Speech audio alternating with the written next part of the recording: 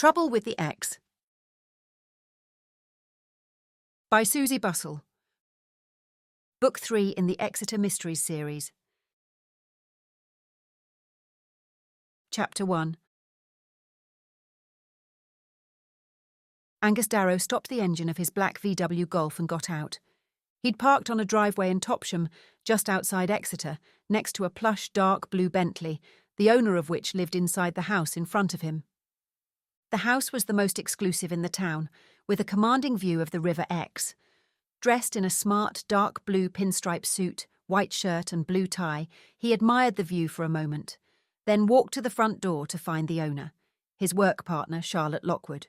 Grigor, Charlotte's driver, let him in, and he found her in her study, a large, elegantly decorated room on the ground floor with a cream carpet and a large oak desk. Charlotte and Angus were private investigators and had been working together for months now, after Charlotte, a computer expert, had insisted she help him. Most days, Angus came over to her house to work. Today they planned to talk about which case they would look at next. Charlotte was tapping at the keyboard of her computer. "Good morning," she said, and looked up when he entered, not pausing her typing.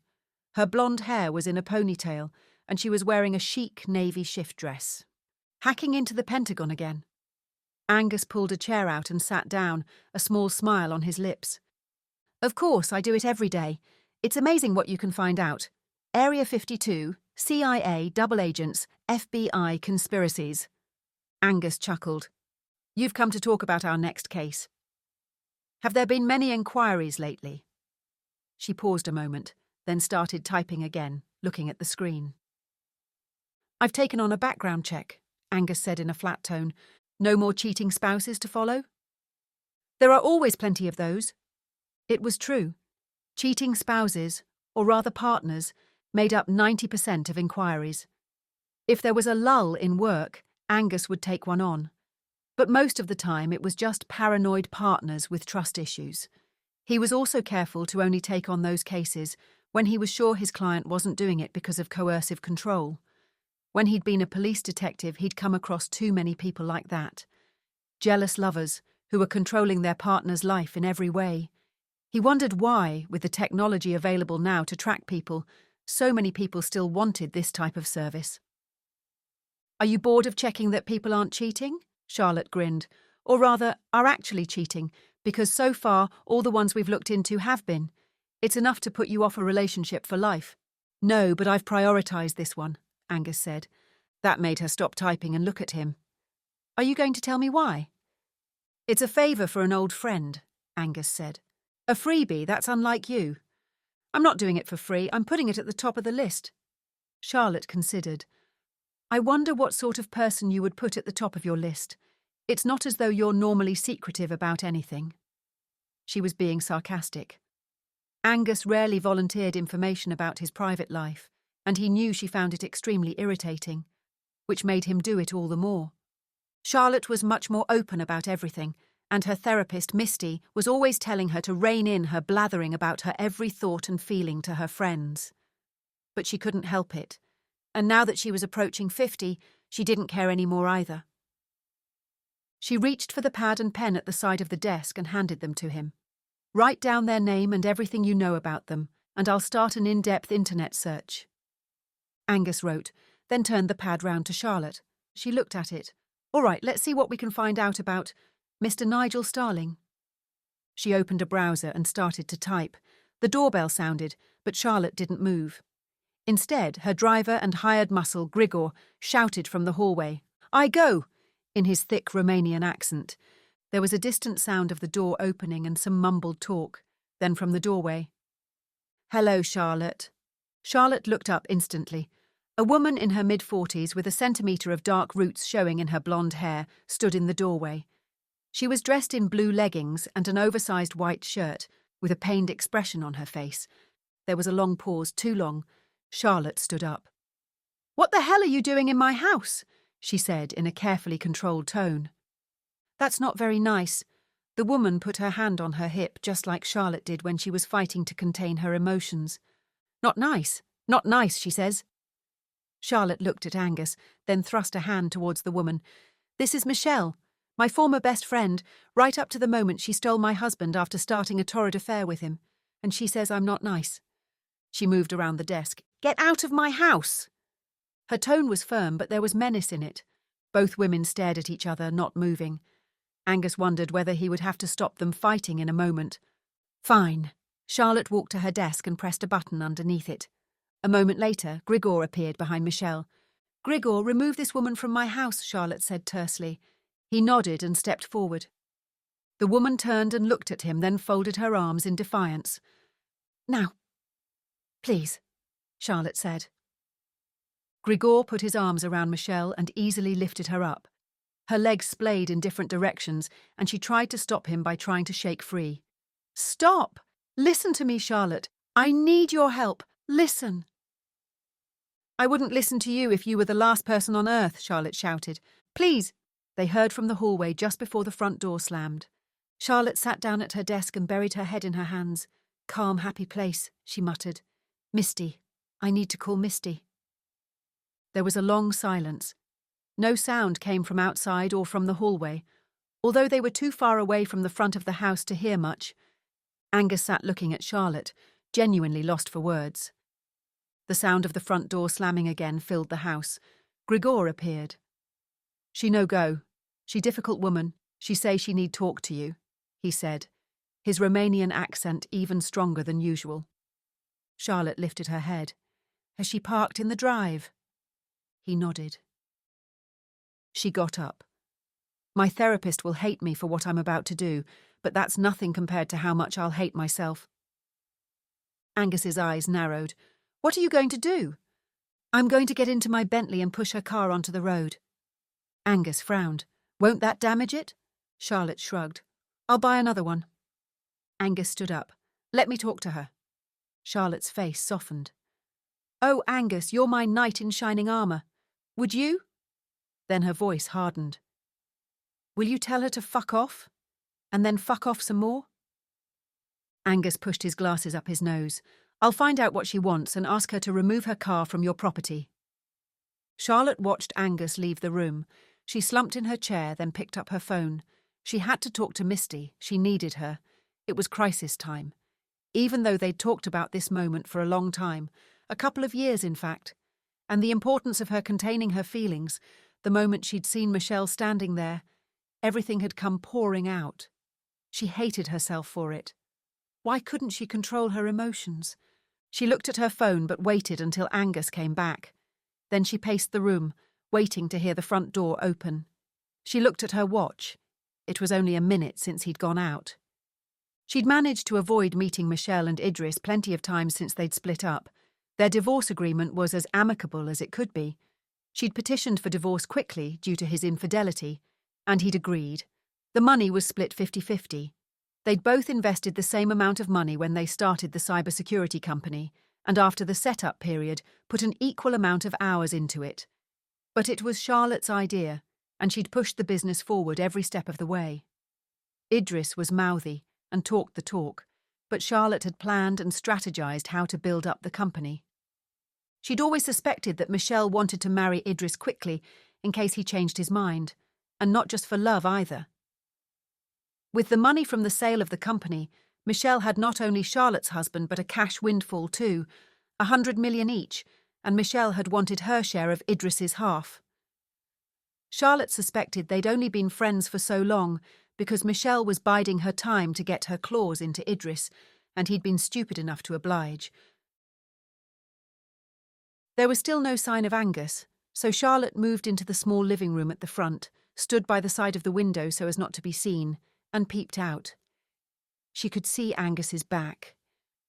Michelle was standing in front of him talking, and she kept running her hand through her hair. Maybe she'd come to apologize. Maybe Idris had dumped her. For a younger woman, perhaps. She smiled at the thought. Yes, that was probably it. Maybe she should talk to Michelle after all. She'd enjoy hearing how her cheating ex-husband had cheated on Michelle too. She'd have no sympathy for her, and it would be glorious. Then she heard the front door open and went to the hallway to meet Angus. He looked at her, his expression concerned. Has he dumped her? Is she here to apologize? Charlotte blurted out.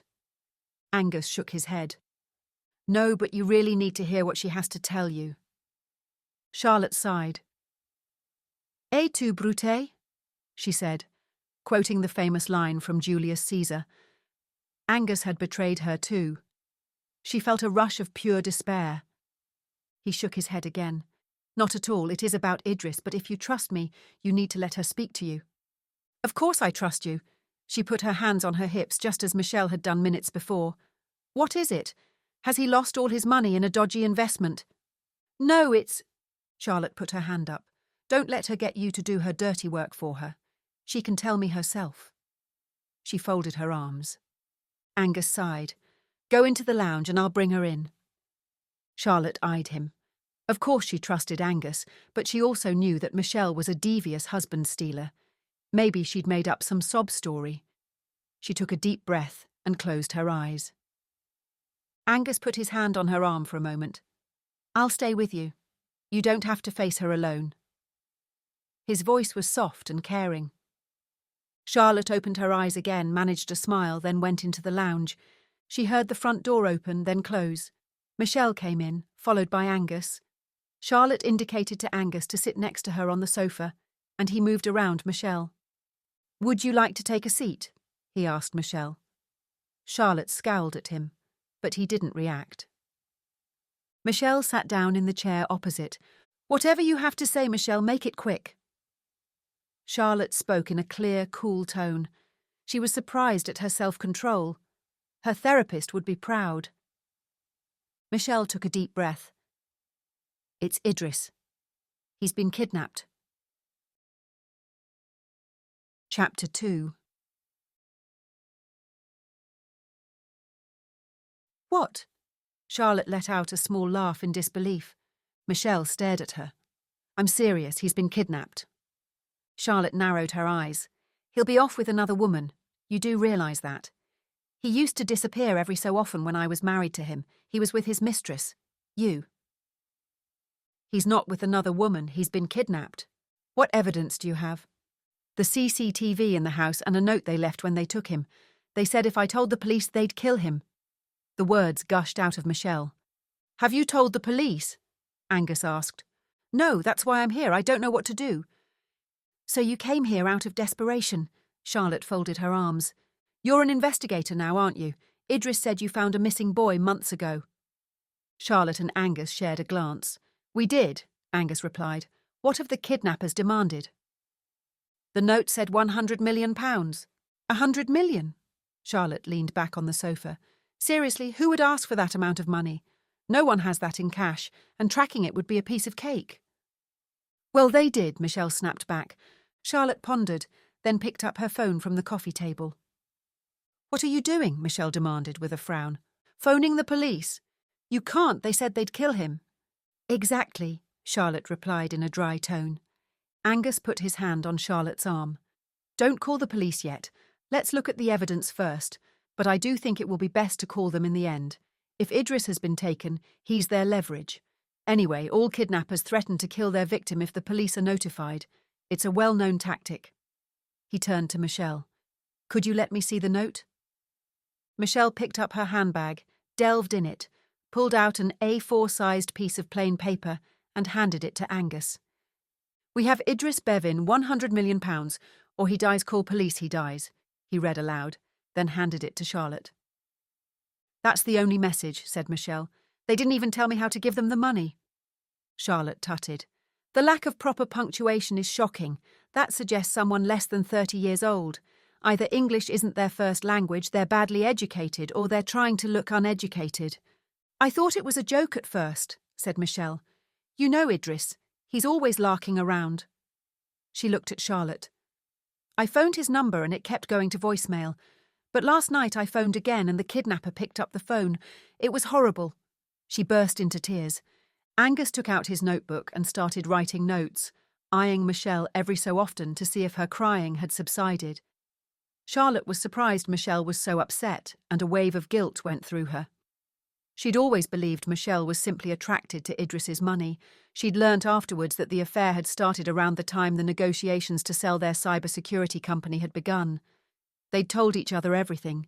They were best friends, after all. except that Michelle hadn't told her everything. For a year, she'd hidden her affair with Idris. "He said he had Idris," Michelle gasped between sobs, "and I better get the money ready, because time was running out. Then the phone went dead."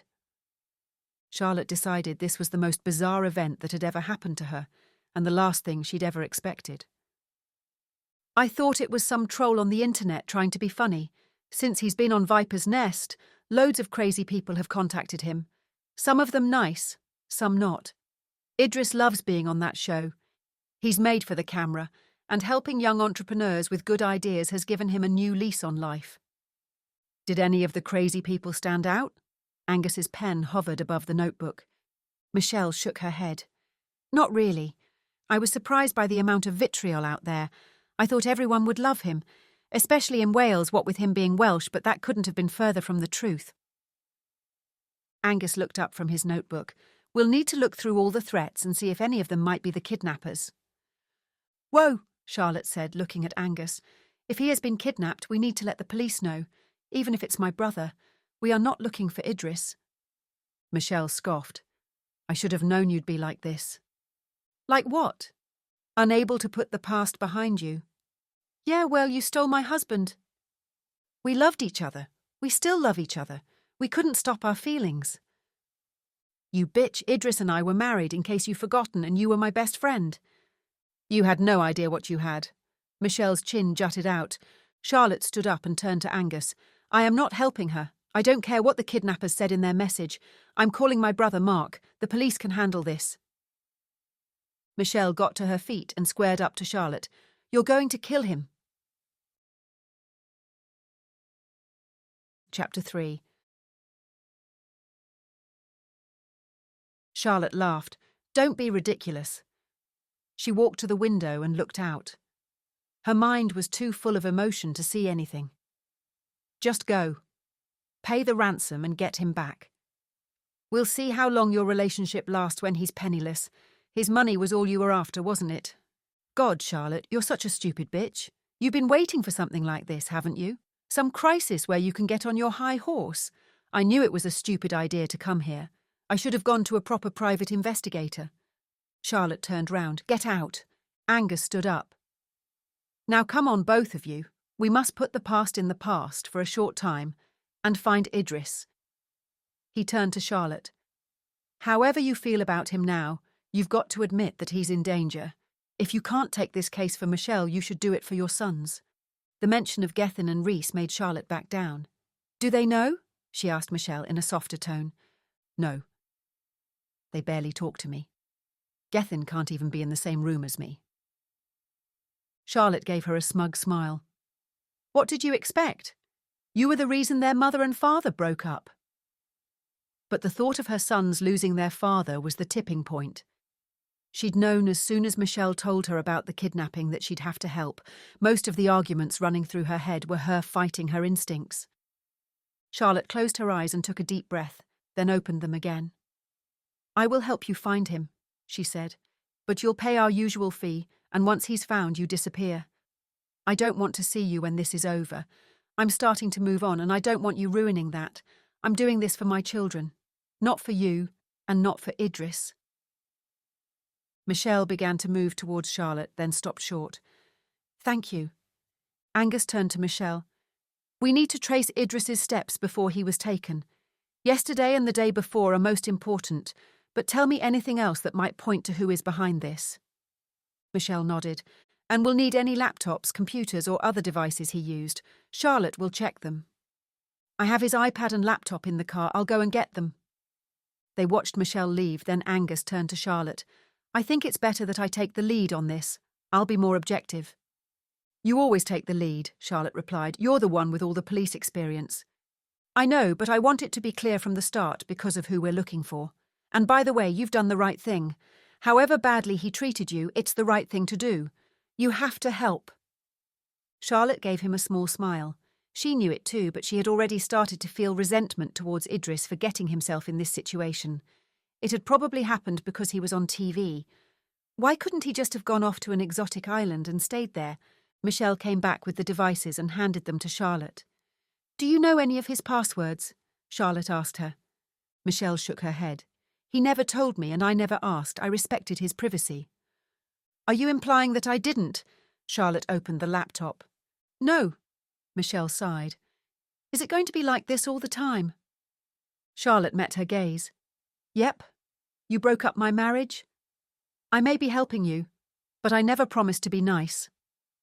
Michelle huffed, then walked away and sat opposite Angus on the other side of the room. Charlotte felt a wave of self-satisfaction. It was childish, and she knew it, but she was struggling to stop her blood boiling from being in the same room as Michelle. The last time she'd seen her had been a few weeks after Michelle and Idris had stood in front of her and told her that they were together. That was a horrible memory. They had stood there, arms linked, as Idris said that he didn't love her anymore and he was ending their marriage. Michelle was silent, with a smug expression on her face. Charlotte couldn't remember exactly what she'd said. She'd blocked it out. But she remembered the pain of losing her best friend and her husband in the same moment. She closed her eyes and pushed it all away. She wasn't really listening to the conversation on the opposite side of the room. No doubt Angus was asking Michelle lots of questions about Idris's last movements before he had been taken. At any rate, he was constantly writing in his notepad. Even from across the room she could see his super neat handwriting, so unlike her own spidery script. Michelle looked stressed.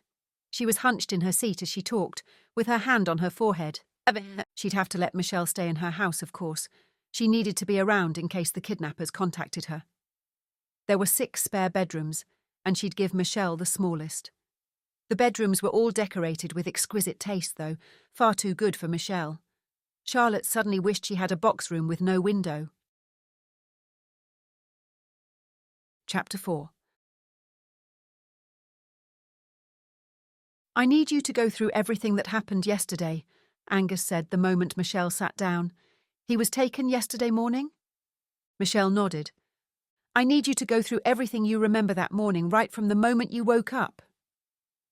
Michelle sat back in the chair. I got up at about 8 a.m. Idris was already up. He likes to work out early in our gym. I made us breakfast at about 9 a.m. when he'd showered and dressed. Michelle watched as Angus started writing notes. Then Idris went to his computer to check his emails, and I relaxed in the conservatory reading. At about 10:15, I decided to walk to the local farm shop to get something for lunch later. How far is it? Not too far, it takes about 20 minutes, but I like the walk. So you were back by 10:50 a.m. It's on the CCTV. I got back and the front door was open. That was unusual because Idris is always so careful with security. I looked around the house for him, and that's when I found the ransom note. Michelle started to cry again. Angus looked around, saw a box of tissues on the table near Charlotte, and retrieved it. Michelle took one. Thank you. Just continue when you are ready. Angus stopped writing. From his time in the police, he'd interviewed hundreds of people and knew when to pause to give them a moment. Michelle nodded and dabbed her eyes with the tissue. I phoned him, but it went to voicemail. Then I used that app on my phone. You know, the one you can use to track someone's location. Angus glanced at Charlotte, but she didn't flinch or show any sign of having heard. He was sure that she was still tracking his phone with a similar app. And what did it say? The app just said it couldn't find his location. They must have switched his phone off the moment they took him.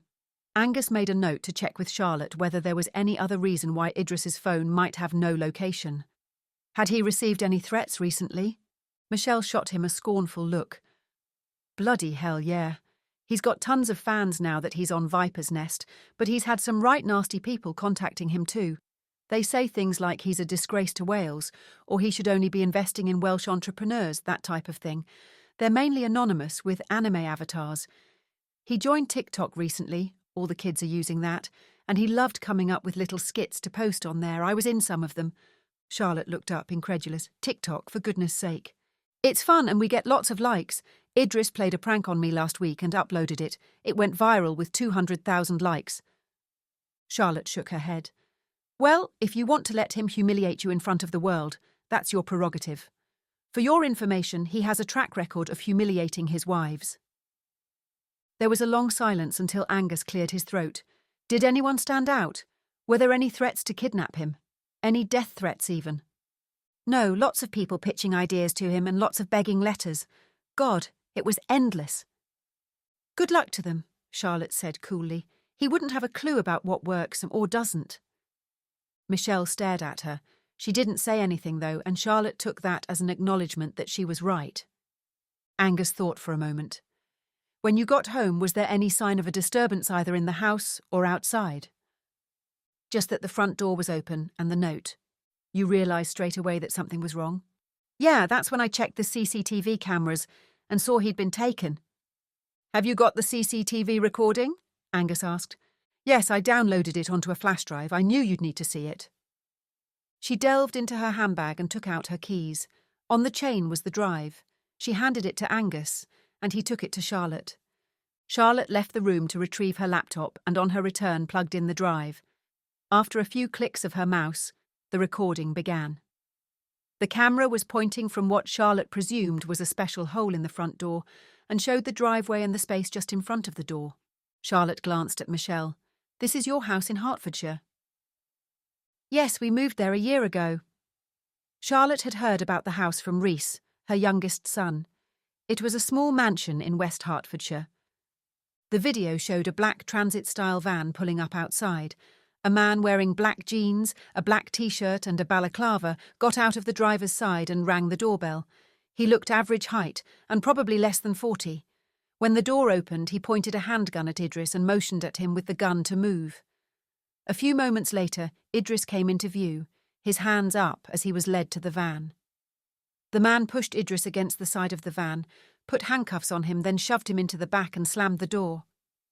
He walked through the front door, stopped in the hall and looked around, then went off screen. About a minute later, he walked out carrying Idris's phone, leaving the front door open, got into the van and drove off. Is there no sound? Charlotte asked. No, Idris didn't want it. He just wanted the video. They watched it again, but this time Charlotte paused the video to get the van's registration number, make and model. It's bound to be a fake, but we need to eliminate it from the investigation. Angus wrote the registration down, then searched for it using his phone. Charlotte looked at him, impressed. You know, it's great to see you using technology more and more in your everyday life. Angus raised an eyebrow at her, then checked his phone. According to the DVLA website, that's a red Vauxhall Astra. They probably stole the plates and put them on, or used illicit means to get them printed. We could find where the car is registered. That might be a clue? Angus nodded. It's worth looking at. It's probably a random choice, or a case of what was available, but you never know. I'll see what I can find as soon as I've looked at his laptop and iPad. I'll get my police contact to find the address. That way you'll have more time to go through Idris's accounts. Charlotte smiled. So you still have lots of ex-colleagues who owe you favours? You have no idea. Charlotte stretched her arms above her head. By the way, I've got into his laptop. Already? Michelle asked. Yep, I'm really good. Cracked his password in 13 seconds. It's Cyfrinaya, password in Welsh. Absolutely reckless to pick something so obvious. It's almost as if he knows nothing about cybersecurity. She glanced at Angus, and the corner of his mouth turned up a little. I've got into his tablet too, Charlotte added. I tried his year of birth, which let me in straight away. He wasn't even trying to keep it secure. I'll go through his emails now. She gave Angus a pointed look. Angus took the hint to leave her alone and returned to the sofa and Michelle. Charlotte opened Idris's emails and began to look through them. It felt weird. She'd never read his emails when they were married. They'd always respected each other's privacy. Maybe she should have read them. And then she'd have found out earlier about his affair with Michelle. When they'd sold their company, they'd both had to sign an agreement that they wouldn't work in cybersecurity for 5 years or start a new company in that field. At the time, it had been an easy decision for them both because they'd planned to see the world together. They could see all the countries they'd talked about visiting when they were students and could barely afford the bus fare to the campus. They'd lain awake at night talking about America, Asia, Canada, India. Charlotte pushed the thought aside. She had to get over her feelings and crack on with the job at hand. Instead of reminiscing, she could think about how smug she'd be when she found him. She imagined the look on his face as the realization dawned that he owed her big time. That pushed her motivation levels sky high, and she focused on her screen, determined to find a clue. Chapter 5.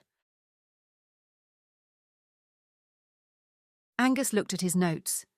The hours before Idris's disappearance were starting to become clear. Kidnappings were usually well organised, but they weren't always undertaken solely for money. During his time in the police, Angus had dealt with a gang member who'd been kidnapped by a rival gang. Unfortunately for the victim, they'd come across his decaying body weeks after he'd been reported missing. He looked at Michelle. Could Idris have been kidnapped to force you or him to do something? What do you mean?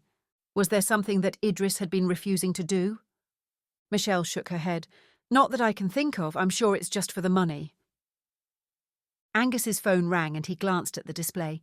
He was half expecting it to be Charlotte, phoning from across the room, but his eyebrows shot up at the caller's name. Duncan, his big brother, whom he hadn't spoken to in ages.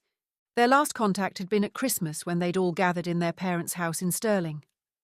They weren't particularly close now that they were older, since Duncan had moved back to Scotland as soon as he was old enough, decades ago. He was in his mid-50s, only 2 years older than Angus, and lived in one of the nicer parts of Edinburgh. It was unlike Duncan to call, so that meant he needed to answer it. Sorry, I need to get this. Angus stood up and walked into the hallway. Duncan, how are you? It's nice to hear from you. The voice at the end of the line sounded crisp and clear, as though Duncan were in the next room. Hello, little brother. I'm good, thanks. How are things in sunny Devon? Not very sunny at the moment, but I'm sure it's warmer than where you are. Angus suppressed a shiver. Whenever he visited Scotland, the temperature difference was profound.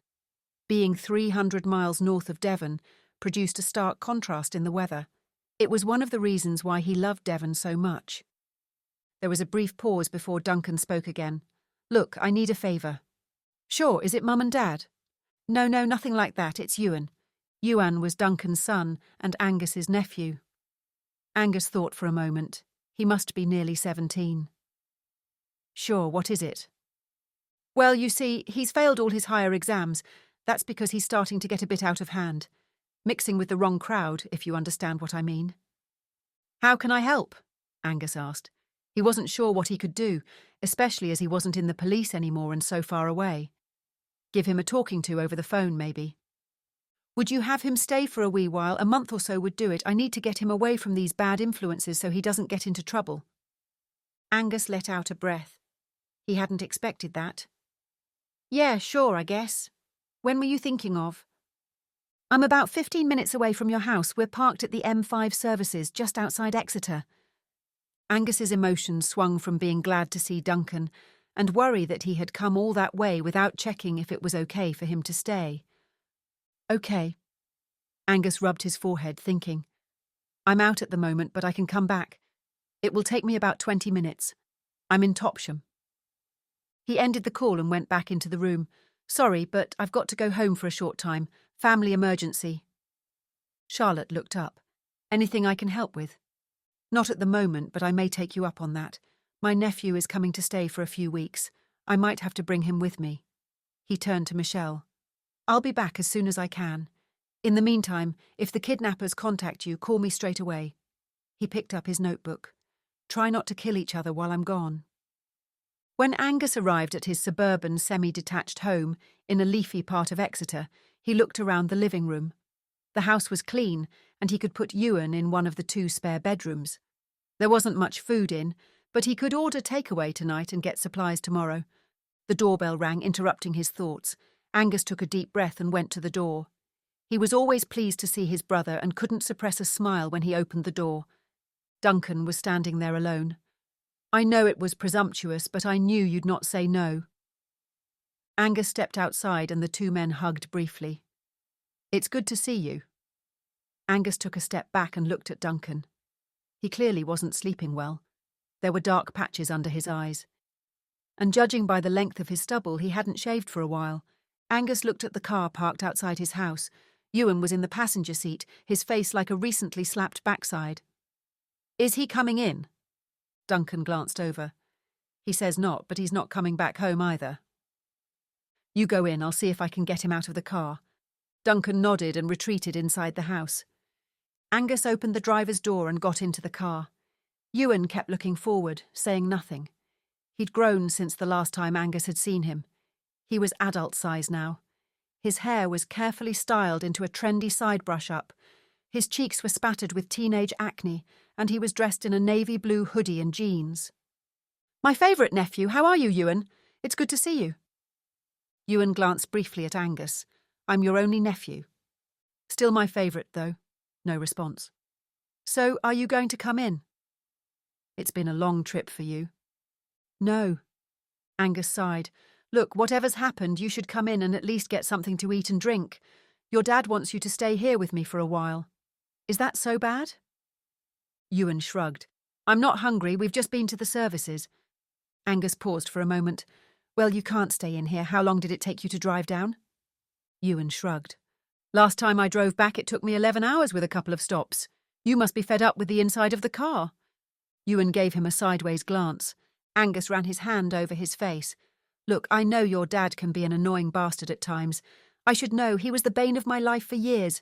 But his heart's in the right place. Come on in. Once he's gone, we can compare notes." Ewan looked at him and cracked a small smile. Chapter 6. Charlotte was determined not to tell her sons about the kidnapping. Not yet, anyway. She didn't want to worry them this early on, not while they were busy studying. She hadn't found anything of interest in Idris's emails. There was a plethora of marketing emails from companies, and not much else. In fact, there were hardly any emails at all. Somehow he'd managed to escape getting piles of spam. Even his deleted emails were sparse. She wondered if he had a different email address. This was the same one he'd had when they were married, iddy@gmail.com. Iddy was what his mother always called him. She spent a few minutes checking his browser history to see if there was a web-based email, but there was no sign of another email anywhere. Having dismissed the emails, Charlotte examined Idris's social media accounts. First, she logged into his Facebook profile. He hadn't posted for over 6 months, and before that it was just boasting about being on TV. There were a few direct messages, some names she recognised, some she didn't, all congratulating him on his performance on Viper's Nest. Next was Instagram. Charlotte shook her head when she saw that he'd been verified with a blue tick. "I bet you loved that," she found herself saying out loud. He posted more on there, usually once or twice a week. There were a number of photos of him backstage on Viper's Nest. One showed the main entrance to the studios and was labelled "The Newest Viper Returns." Another showed his dressing room door with a printed sign on it that read, "Viper Idris." Just visible in the bottom right corner was his hand, signalling a thumbs up. Charlotte let out a sigh. Just like him. Idris had always been a blagger, wanting people to envy him. He'd always wanted the biggest house and the best car, even if it meant endless loans and mortgages. They'd moved house 4 times in the 18 years they'd been married, each time because Idris had wanted a bigger, better house. There had been a larger mortgage every time too, and despite Idris always telling Charlotte not to worry about money, she had constantly fretted that they wouldn't have enough each month. Somehow they always scraped it together, but she'd had to be thrifty. They hadn't spent much on anything except their mortgage or car loan and the kids. Idris had always wanted to go on exotic holidays too, but they'd never been able to afford anything other than a fortnight in the Canary Islands. Charlotte continued scrolling through Idris's Instagram feed. There was a photo of Idris behind a studio camera, pointing it at one of the other Vipers, Stuart Fielder, who'd been in the show since the start, standing in a stupid pose, one arm in the air and his hips to the side. She pushed aside her dismay at such a stupid photo and loaded a web-scraping program that would go through each photo and download the comments. Then she could see if any were threatening or came from persistent posters. It took a few minutes, but there were plenty of candidates, lots of comments of adulation, lots from Welsh people, grateful, as one stated, that he was smashing the stereotypes of Welshmen, whatever that meant. There were a few flirty comments from women, but the direct messages yielded the most potential candidates. Some were just simple messages from members of the public. "Love ya. Nice to see a Welshman on the TV. You're a breath of fresh air." Others were more persistent. One man messaged him while watching each episode, commenting on what Idris had said. Idris never answered, but he'd read the messages. Nothing indicated that this man would up his game and kidnap Idris, though. Finally, there was TikTok. He'd posted some promotional videos for products he'd decided to invest in, such as a craft beer company with a myriad of low or non-alcoholic options. That didn't surprise her. Idris's father had been a drinker back in the day, and Idris had told her about lost days out and money worries when he was a child. Then there was the prank video Michelle had mentioned. It showed him presenting Michelle with a jewellery box, and her smiling and accepting it. When she opened it, out jumped a fake spider. She screamed, he laughed, then they both almost fell over laughing. There was only one more thing to do: look at the people Idris had blocked on his social media. On Facebook, Charlotte was surprised to see that one of the first people in the list was her. "Stupid bastard," she said flatly. It hadn't even crossed her mind that he'd block her on Facebook. She hardly used it anyway. Michelle looked up. "He's blocked me on Facebook," said Charlotte. Michelle shrugged. "He just wanted to move on, you know?" Charlotte straightened up. "Well, if he wants to move on from me, I can stop right now." She moved her chair away from the computer. Michelle grimaced. "Not like that, you know what I mean." Charlotte went back to work. She couldn't stop herself from glancing at Michelle every now and again, though. Michelle had stolen her husband and had an affair with him for over a year before they admitted to it. It was no wonder she'd been such a mess. She'd been inconsolable for months. Fiona, her sister-in-law, and Helena, her housekeeper and friend, had been her rocks during that dark time. When Charlotte had found out about Michelle and Idris's affair, she'd been clueless, but in hindsight she should have seen what was going on. Idris was spending more time at home, especially when Michelle was there. Michelle would say she had to go, and shortly afterwards Idris would leave, saying he'd been asked out for the night by a friend. How had she not seen it? Idris had blocked plenty of fans on every social media platform. Most were on Twitter, but that wasn't surprising, as it was where he'd received most abuse. People on there seemed to think they could say things they'd never say to someone in real life. It took Charlotte a while, but she identified a few accounts which had messaged him repeatedly. They got quite nasty at times, and started new accounts as soon as Idris blocked them. The avatar and name was different, but the IP address was the same, yet nothing indicated they would take things further. Charlotte considered posting something from Idris's Twitter account. She could post something that would make him look really stupid. Maybe that Charlotte had thought up the business idea, or that he had had an affair behind his then-wife's back. She forced the thought from her mind. That would be childish, however tempting it was. An hour later, she had two people, both from Twitter, who were prime candidates. Neither had used their real names in their profiles, but it had been easy enough to work out their identities from their other social media accounts, which had the same or similar names. She got out her conspiracy board and started to pin things to it. First, a picture of Idris, with the word kidnapped underneath, then the two social media suspects. It wasn't much to go on, and she hoped Angus would have some ideas of what to look into next. She wondered how his brother and nephew were, and whether their arrival would have much impact on the investigation. Angus pushed a cup of tea across the kitchen bench to his brother. Duncan was sitting in the chair normally occupied by Charlotte. He looked tired and stressed, and his hair was greyer than the last time they'd seen each other. Duncan took a sip and rubbed his eyes. "That's just what I needed, thanks." "You must have driven all night." "We did, I had to get him away." "What happened?" "He's been getting in with the wrong crowd." "That's normal at his age. What is it, drugs, alcohol?" Duncan put the cup down carefully. "No, nothing more than a bottle of Buckfast wine now and again. He's started hanging out with the local graffiti artists. Except it's not really art, it's tagging. He was caught by the police last week and they gave him a warning, but he's been out doing it again. He's got an Instagram account where he posts photos of it." "I don't like graffiti, but it's not that bad, is it? Does he want to be an artist?" "I don't think so. He's not even taking it at school, dropped it as soon as he could. He's always shown more interest in computers." That wasn't as bad as Angus had feared. "Are they up to anything else?" "Not as far as I know. I should be thankful, I suppose, but they've been egging each other on to tag more and more prominent places around Edinburgh. They were building up to tagging the Scottish Parliament." Angus nearly spat out his tea and just suppressed a laugh. "They do realise it has armed police and facial recognition CCTV?" "Yeah, that was the challenge. I've taken his phone off him so he can detox." "Good idea. Bit different from what we got up to, though." Duncan's eyes brightened and a smile spread over his face. What, drinking a few cans and hanging out in Belmont Park? Those were the days.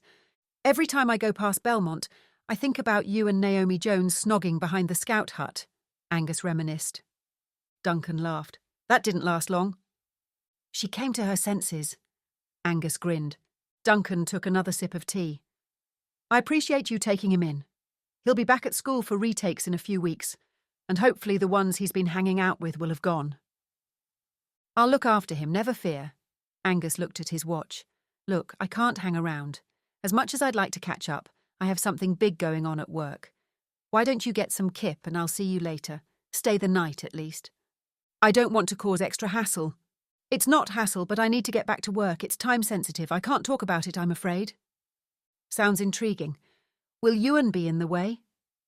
Angus wanted to say yes, but he also wanted to help his brother and nephew. Not at all. He can help with the case if he wants something to occupy his time. He wasn't sure how, but Charlotte would come up with something. As though he'd known they were talking about him, Ewan emerged at the kitchen door with a long face. Angus had been leaning against the kitchen worktop, and he pushed himself upright. I know you said you'd been to the services, Ewan, but how about something now? I've got some really nice triple chocolate biscuits. Ewan shrugged. It wasn't a no, so Angus opened the cupboard, took out the packet, and handed it to him. I'll have one too. Duncan reached for the packet, opened it and bit into one. That is really nice. Ewan brightened after he'd eaten 4 biscuits and went off to watch TV. Angus looked at his watch. Are you okay for now, Duncan? Duncan stretched his arms above his head and yawned. Yeah, you go. I'll go lie down for a wee while and see you later. If I'm up to it, I'll get Ewan out and show him some of the places we used to hang around. If I wasn't dealing with something urgent, I'd come with you. Chapter 7. Angus returned to Charlotte's house. Michelle and Charlotte were in her living room. Charlotte had put Idris's iPad and laptop on the far table, and next to it her conspiracy board, with a photo of him in the middle. She pointed to the board. I have 2 possible suspects in social media. They looked crazy enough to take things further. She pointed to a printout of a question mark. Mad Max 567 is Simon Smith in his 30s from Cardiff. From his social media posts, he's an opinionated troublemaker who goes out of his way to be nasty to people on Twitter. Most of his followers are similar. However, this sort of trolling behaviour on Twitter isn't unusual. Charlotte pointed to the other profile. Trigger Trouble LOL is another male who likes to send spiteful messages to celebrities on the internet. His real name is Nigel Smith. He lives in Norwich and he's a flat earther, climate change denier, etc. He's got his own YouTube channel. To be honest, he looks too interested in other things to bother with Idris. Why is he on the board then? Asked Angus. Because he's threatened Idris multiple times. For example, she picked up a piece of paper. I would love to smash your stupid Welsh face in, you effing leek muncher. She tilted her head and blinked. Admittedly, he's not the only one who'd like to do that to him. Angus took a deep breath. OK, 1 in Norwich, 1 in Cardiff. Which do we go for first? Michelle cleared her throat. I'm no geography expert, but won't it take hours and hours to get to Norwich? At least 5 to 6 hours if there are no hold-ups, said Angus. Cardiff will take a few hours. There are always terrible tailbacks north of Bristol at Cribbs Causeway Shopping Centre. It's a nightmare. Charlotte raised an eyebrow. You shop at Cribbs Causeway a lot, then? Angus pushed his glasses up. I have been known to, yes, it's a nice change from Exeter. The selection of menswear shops is more extensive. He pulled at his tie. We haven't got time to go to Cardiff, and we can't possibly visit Norwich on a hunch. Charlotte pondered. What if we could get to Cardiff and Norwich quickly? Like how? Helicopter. Angus laughed, then his eyes widened. You've got a helicopter? No, but I know someone who has. You can hire them. Won't that cost a lot of money? Angus asked. Charlotte looked at Michelle. It would go on the bill. Expenses. Michelle shrugged. I just want Idris back. If that means hiring a helicopter, I'll pay. Angus folded his arms. I think it's better if we send Grigor. He can check them both out and report back. Despite being on the board, they're a long shot, and it's mainly for elimination purposes. It was more an instruction than an opinion. All right, We can brief Grigor and I'll make sure he has a car waiting at the helipads. She picked up her phone, scrolled through the contacts, and clicked the screen. Hello, my love. It's Charlotte. How are you? Yes, very well, thank you. You're such a sweetie to ask. Look, I need your help. That favour you owe me, I'm calling it in. I need your chopper. Are you free today? It turned out that the helicopter owner was free. After a few minutes of Charlotte explaining what they'd planned, she hung up and went to find Grigor, who nodded as they described what he needed to do. When Grigor had left, they returned to the conspiracy board. When did the kidnappers say they'd contact you again? Charlotte asked Michelle. They didn't. It could be any time. Michelle looked at her mobile phone lying on the sofa, which showed no messages. I've been checking every minute. It's got a signal, but there's been nothing. She frowned. If Idris even had £100 million in cash, wouldn't it be difficult to carry? I mean, even in £50 notes. They won't want cash, they'll want cryptocurrency, said Charlotte. I'm sure of it. Really? Michelle asked. Absolutely. How else will they keep under the radar? Cash is so last century. Stupid bastards. I can't believe someone would do this. They're just jealous of his money.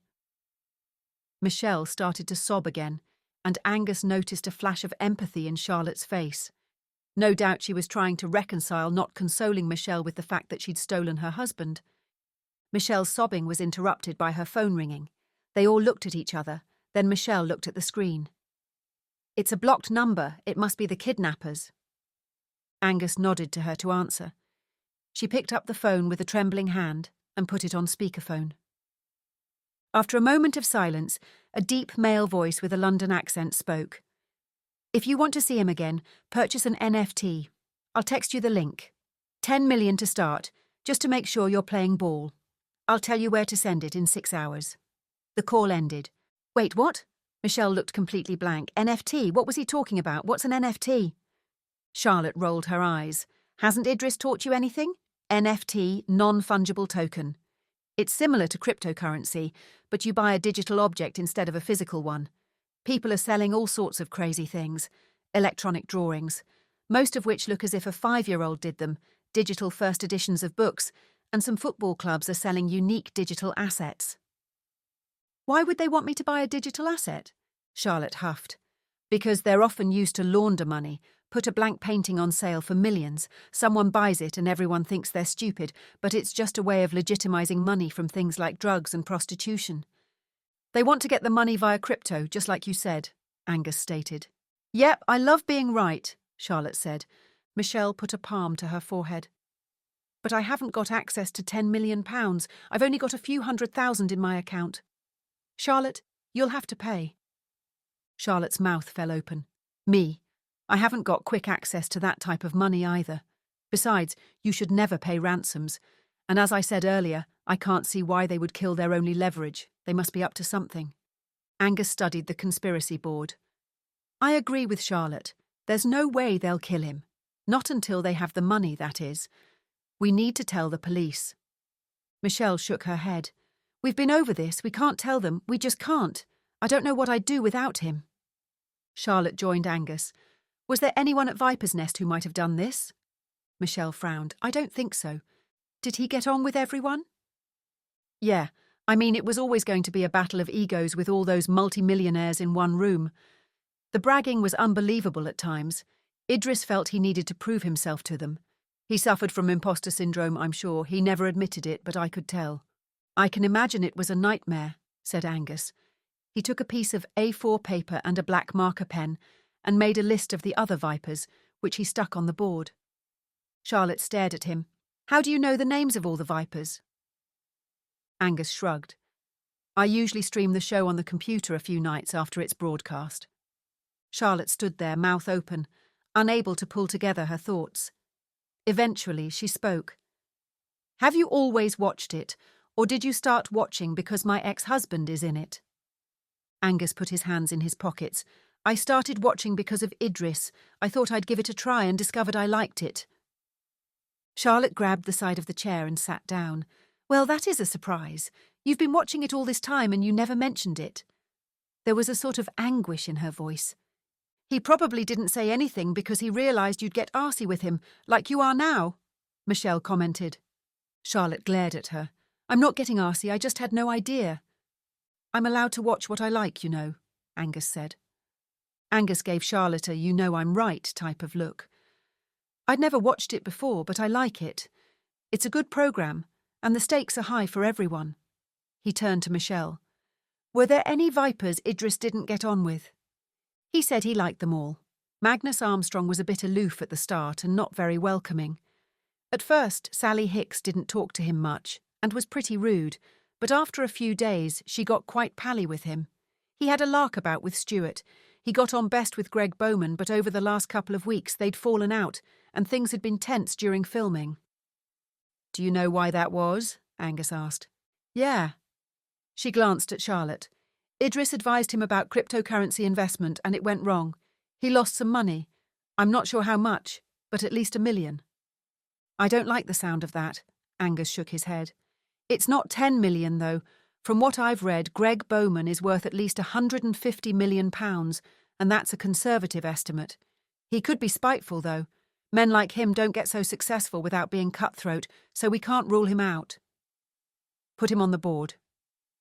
Charlotte wrote his name on a piece of paper and pinned it to the conspiracy board. Were there any messages between them? Michelle shrugged. I don't think so. They used to actually phone and speak to each other. Idris still prefers to talk rather than use instant messages. Charlotte nodded. Yeah, he always hated texting. Angus turned to Michelle. We need to speak to Greg. Do you have his number? She shook her head. Charlotte walked over to Idris's laptop. I'll check this. His contacts should be on there. A few minutes later, Charlotte handed a piece of paper to Angus with Greg's number on it. He shook his head. He'll be more receptive if you call. Charlotte's eyes narrowed. Why? Angus tried not to smile. He has a reputation as a ladies' man. Charlotte sighed. I suppose you know that from watching Viper's Nest. She dialed the number and put it on speakerphone. After 3 rings, Greg picked up. Who is this? He demanded. Charlotte put on her most feminine-sounding voice. Hello, Mr. Bowman. My name is Charlotte Lockwood, and I'm here with Idris Bevan's wife.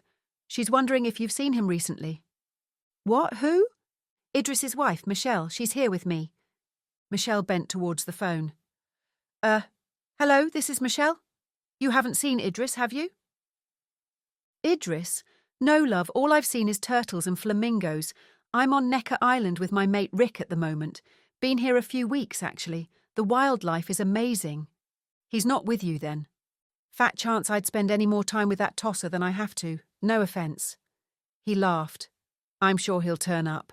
And when you do see him, tell him he owes me a few $100,000. The call ended and they sat silent for a moment. Even if he's abroad, that doesn't mean it's not him, said Angus.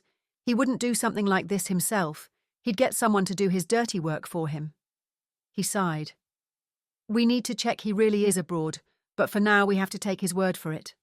I'll check his social media for evidence. Charlotte walked over to her laptop and started typing. They were interrupted by the sound of the front door opening, then closing. Helena, Charlotte's friend and housekeeper, appeared in the doorway. Helena was a little older than Charlotte and was from Romania. She wore a pale blue sleeveless sports top and skinny jeans. Her long brown hair was tied in a ponytail. Hello, Charlotte, how are... She saw Michelle and her eyes widened in horror. What's she do here? Idris has been kidnapped, Charlotte explained. Michelle is here because she's asked me and Angus to find him. Kidnap? Helena made a sort of scoffing sound. Really? She looked at Angus for confirmation. He nodded. Apparently so. She narrowed her eyes and stared at Michelle. I hope they kill him. Michelle gasped. He bastard and you bitch. She has cheek to come here. I no cook for her. She stabbed her index finger at Michelle. It's all right, you don't have to, Charlotte soothed. Helena shook her head at Charlotte. You lost your mind. Yes, I think I probably have. Charlotte gave Angus a help me look and he stood up. I'll tell you all about it, he said, leading Helena into the kitchen. I can't eat anyway, not while he's missing, Michelle said once they were out of the room. Charlotte sighed. At one time, before they split up, she'd have been the same. They heard the distant noise of Helena taking out pots and crockery, then a crash as a pot fell on the floor and Helena swearing in Romanian. A few minutes later, Angus returned. Any sign of the NFT? Michelle checked her phone. No. And like I said earlier, I can't buy an NFT for £10 million. I don't have access to that sort of money. I don't either. At least not quickly, said Charlotte. And honestly, even if I did, I don't think it's the right thing to do. Mark told me once that the very worst thing you can do is pay a ransom. Angus nodded in agreement. Charlotte continued with her point. It's the same online with all those ransomware viruses. If everyone stopped paying, hackers would stop using them. This isn't the same. Viruses don't threaten to kill someone. Michelle looked daggers at her. Charlotte turned to Angus. I really hope we find Idris quickly. I'm not sure how long I can put up with her. You're so rude, Michelle complained. Charlotte turned back to Michelle. I'd rather be rude than a husband stealer. Angus moved between them. Can you at least be civil while I'm gone home to check on Ewan and Duncan? Charlotte and Michelle looked at each other. After a moment, they both nodded. Half an hour after Angus left, Charlotte's phone rang. Hello, Grigor, how is it going? The background noise meant he was near the helicopter. First I call on Simon Smith in Cardiff. He mature student at university. What's he studying? Gender studies. Grigor snorted. Good grief. He waste of time. He live in bedsit with 6 others. He passed out on bed from night before. Others say he take drugs, partying all time. He no kidnapper. Next, I call on Nigel in Norwich. He work in dodgy wine shop and he no kidnapper either. He live with mother and father still. He nobody, he does nothing. Don't think he could do anything without his mother help. Why are all these internet trolls like that? It was a rhetorical question. Charlotte had been a big fan of the internet since the moment she'd discovered it at university. But the downside was that it allowed the dregs of humanity to have a mouthpiece. Are you coming back now? Yes, I love fly. Would you like lessons? Yes. He laughed. Charlotte couldn't help smiling. Find somewhere that does them and I'll sort it. You best boss, Charlotte. Flattery will get you everywhere. Sorry, kidnapper knows M, Grigor said. Back to the drawing board. He still kidnapped? Yep, and nothing from the kidnappers either, Charlotte said. If you need me to go in helicopter again, I'm ready. Thank you so much for doing this, Grigor. You're an absolute star. Charlotte ended the call. It was disappointing neither of the men were behind the kidnap. It had been a long shot, and she thought through the different posts and direct messages on Idris's social media. Had she made a mistake and missed someone? She decided to go through it all one last time, just to make sure and to keep her mind off having Michelle in the house. Chapter 8. When Angus got home, he found Duncan asleep on the sofa and Ewan watching TV. The sound of Angus coming in woke Duncan, and it took him a moment to remember where he was. Angus flopped down on the settee next to him. Get up to anything exciting while I was away? Dad fell asleep, Ewan said, folding his arms. Duncan rubbed his eyes. Sorry, it was the long drive. It's been a while since I've driven that far. It's a long way, said Angus, especially without stopping. Ewan picked up the remote control and flicked through the channels. Boring too. I'll order a takeaway for dinner, said Angus, ignoring Ewan's remark. I'm used to cooking just for myself, so I've not got much in. Pizza, okay? Fine by me. Duncan smiled. They have pizza delivery in Devon, then? Only since you left. In the kitchen, Duncan sat on the breakfast bar stool while Angus ordered pizza on his phone. You're getting very technical. Duncan waved a hand at the phone. You used to hate technology. I still do, but it has its uses. Angus put the phone down. It'll be about half an hour. You going to head back tomorrow morning? Yeah, I'll leave after rush hour, so I should be home by the evening. I'm sorry to dump him on you like this, but he's always looked up to you. I'm hoping your good influence will rub off on him. Angus grinned. Such flattery, big brother. Were things that desperate? Maybe he just needs a change of scene. Maybe. Anyway, I've taken his phone off him till he comes back home. It wasn't easy. He wasn't willing to give it up, so I took it when he was asleep. Harsh. Had to be done, so if he needs to talk to me, it'll have to be via the landline or your phone. Got it. 45 minutes later, they were all sitting around the dining room table. Angus offered Ewan another piece of pizza. Like a typical teenage boy, he'd eaten loads, and he'd got more talkative the more he consumed. Duncan rubbed his stomach. "You can't beat pizza." The doorbell rang. "Are you expecting someone?" Duncan asked. "No, but I think I know who it is." Angus wondered if Charlotte had brought Michelle with her. When he opened the door, there she was. He should have been annoyed, but as soon as he saw the smile on her face, all thoughts of that dissipated. He glanced behind her. There was no sign of Michelle. Charlotte stepped into the house before he had asked her in. "I've come to update you about Grigor." She headed for the dining room before he had a chance to stop her. Angus followed her. "Hello, I'm Charlotte," she said, offering her hand to Duncan. Duncan had been pouring himself another glass of wine. He stood up to shake Charlotte's hand, looking rather surprised at the attractive blonde in front of him. "And you must be Ewan, hello." Ewan nodded, his eyes wide. Charlotte looked at the cluster of pizza boxes in front of her. "Ooh, pizza, yummy." She looked at Angus. "Would you like some?" "Definitely," she smiled. "Life's too short to refuse pizza." Duncan gave Angus a questioning look. "Charlotte works with me," Angus explained. "Come into the kitchen, Charlotte, and you can update me there." Charlotte reluctantly followed him into the kitchen, holding her piece of pizza. Angus went to a cupboard and pulled out a plate, handing it to her. "Before you start," he said, "is it wise to leave Helena and Michelle alone together?" "Oh dear, I didn't think of that. I'd better make this quick. Anyway, Grigor phoned." She told him all about the two men he'd looked into. "I know it was a long shot. I guess I should have known they'd just be nobodies who enjoy sending abusive messages on the internet. That's why I stay away from social media as much as possible," Angus said. "I hardly post on Facebook anymore," Charlotte said, a touch defensively. "I pop on Instagram now and again to see what my sons are up to, but nothing else really. What should we do next?" Angus leant against the kitchen counter. "Have the kidnappers contacted Michelle again?" "Not yet. Don't you think that's suspicious?" Angus frowned. "In what way? Wouldn't they want the money ASAP? Why wait?" "Until we know who they are, we can only speculate. We need to tell the police." Charlotte pondered his statement for a moment. "I agree. When I get home, I'll talk to Michelle, but she'll still want to delay." "Do what you can." There was a long pause.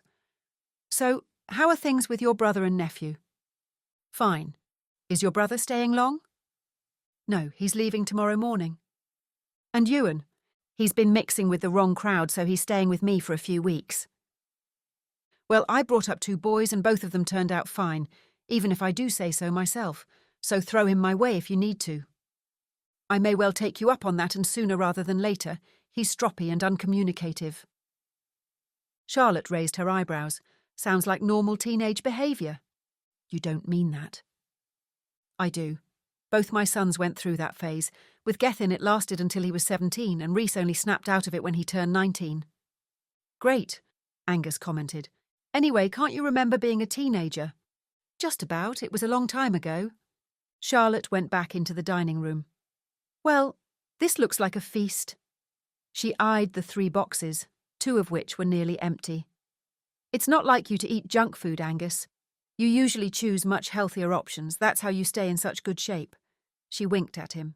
Duncan picked up a box and held it out to her. "Would you like some more?" "Thanks, but I need to get going. Lovely to meet you, Duncan." She reached out and shook his hand. "I hope we meet again soon. I've only met Angus's ex-wife, Rona." Charlotte paused for a moment. "She doesn't like me." Duncan looked at Angus. "Really? Why is that?" "No idea," Charlotte stated. "I'm always pleasant to her, but I'm not losing sleep over it." She smiled. "You keeping in touch with Rona much then, Ang?" Duncan asked. Charlotte stayed still, waiting for his response. He pushed his glasses up his nose. "I've not seen her for a while." "Well, it's nice to meet his proper family at last. I'm sure we'll be friends very quickly, Duncan. Angus always keeps things close to his chest." She gave Angus a sidelong glance, then grinned at Duncan. "You can tell me all Angus's secrets." Chapter 9. When Charlotte got home from Angus's, she found a note from Helena saying that she'd gone home. Helena never left notes. When this was all over, she'd have to make amends to her.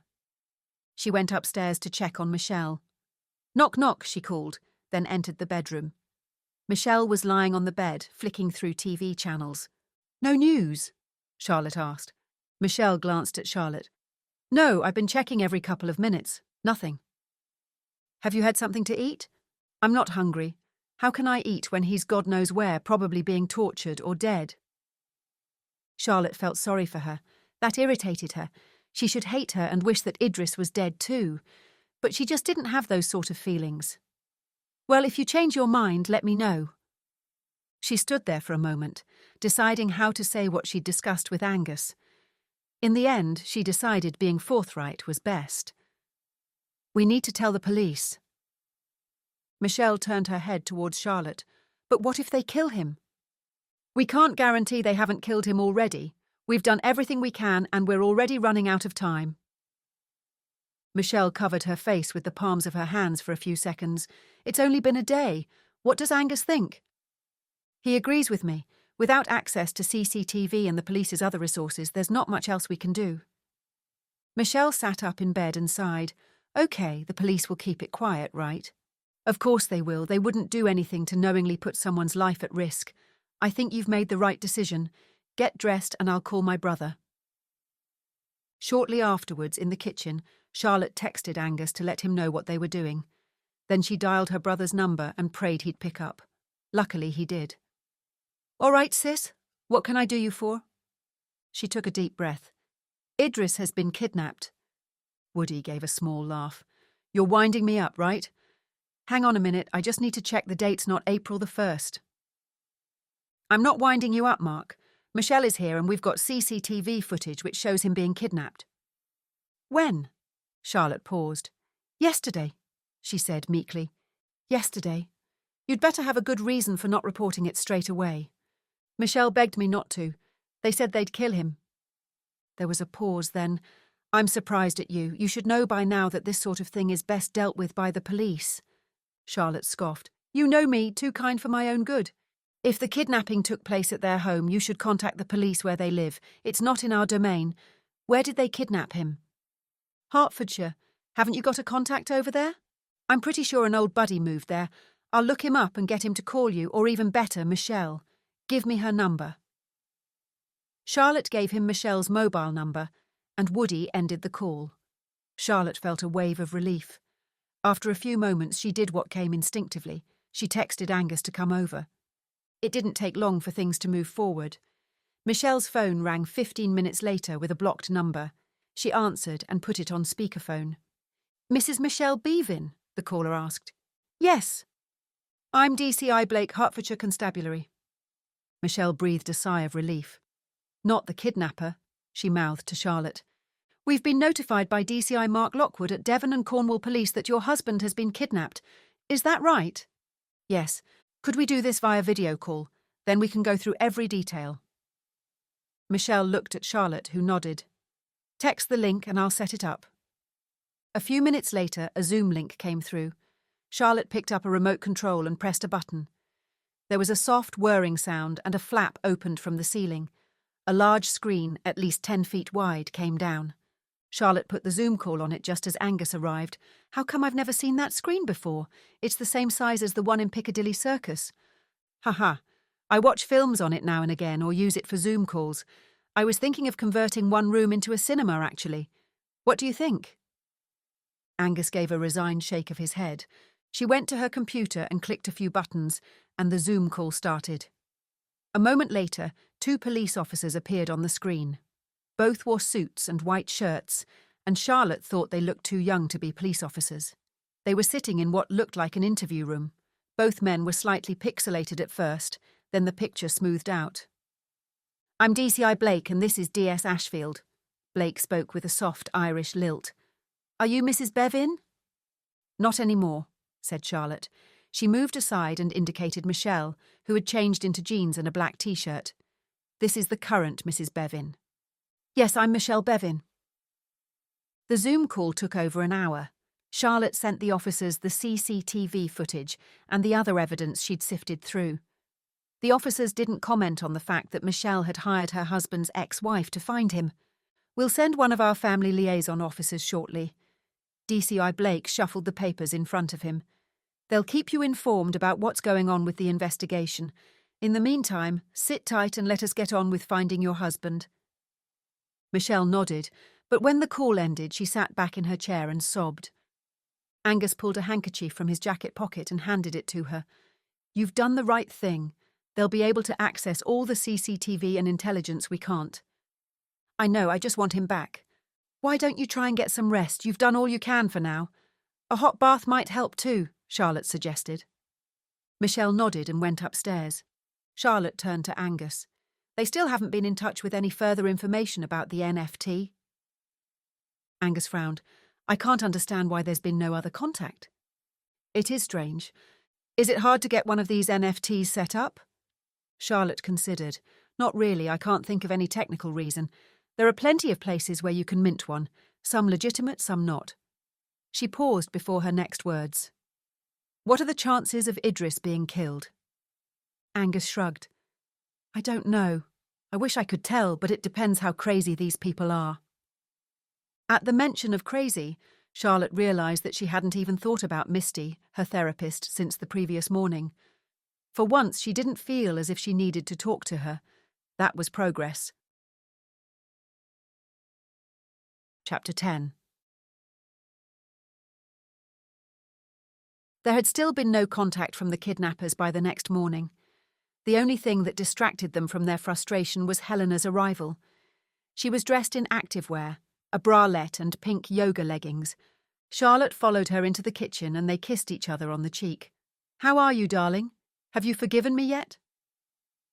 "Not yet. I've been Pilates. It's so good for the mental health. You should come. It helped with that horrible woman." "I've tried Pilates, remember? I hated it. Sure, it helps your posture and it's great for flexibility, but I was so bored." "I think you have ADHD. Concentrate on things." "Getting bored easily is not the same as ADHD. Pilates no boring when instructor is gorgeous man." Helena raised her eyebrows. Charlotte couldn't suppress a smile. "Ah, so you fancy the instructor? That's why you haven't missed a class in weeks." Helena laughed. "He temporary. Usual instructor having baby, maternity leave for many, many months. He married, but that don't stop me looking." She beamed, then went to a cupboard and started taking out food. "Zay, no find your bastard ex-husband?" "No, Michelle is still here too." "I know, her car outside. You too nice." It's always better to take the moral high ground. Anyway, the police have been notified now. I feel as if a giant weight has been lifted. She heard footsteps and turned. Michelle was standing in the kitchen doorway with a blank look on her face. "I should have known you'd do something like this," she shouted. "I believed you yesterday when you said you'd do everything you could, but you just want him dead, don't you? You can't have him, so no one else can. You've just signed his death warrant." She held up her mobile phone, but the screen had gone blank. Charlotte felt her hackles rise. "What are you talking about? It's all over the news." "What is?" "Idris's kidnapping." "Your screen's blank. I can't see—" But Michelle had already grabbed the remote and switched on the kitchen TV and was scrolling through the channels. A few moments later, Charlotte saw a 30-something newsreader with a serious look on her face. The scrolling text at the bottom of the screen read, "Viper's Nest star Idris Bevin kidnapped." The newsreader looked into the camera. Little is known about the circumstances surrounding the abduction of Mr. Bevin, but it is believed that he was taken a few days ago. The ransom demand is for £100 million. Tom Hunter is live outside New Scotland Yard.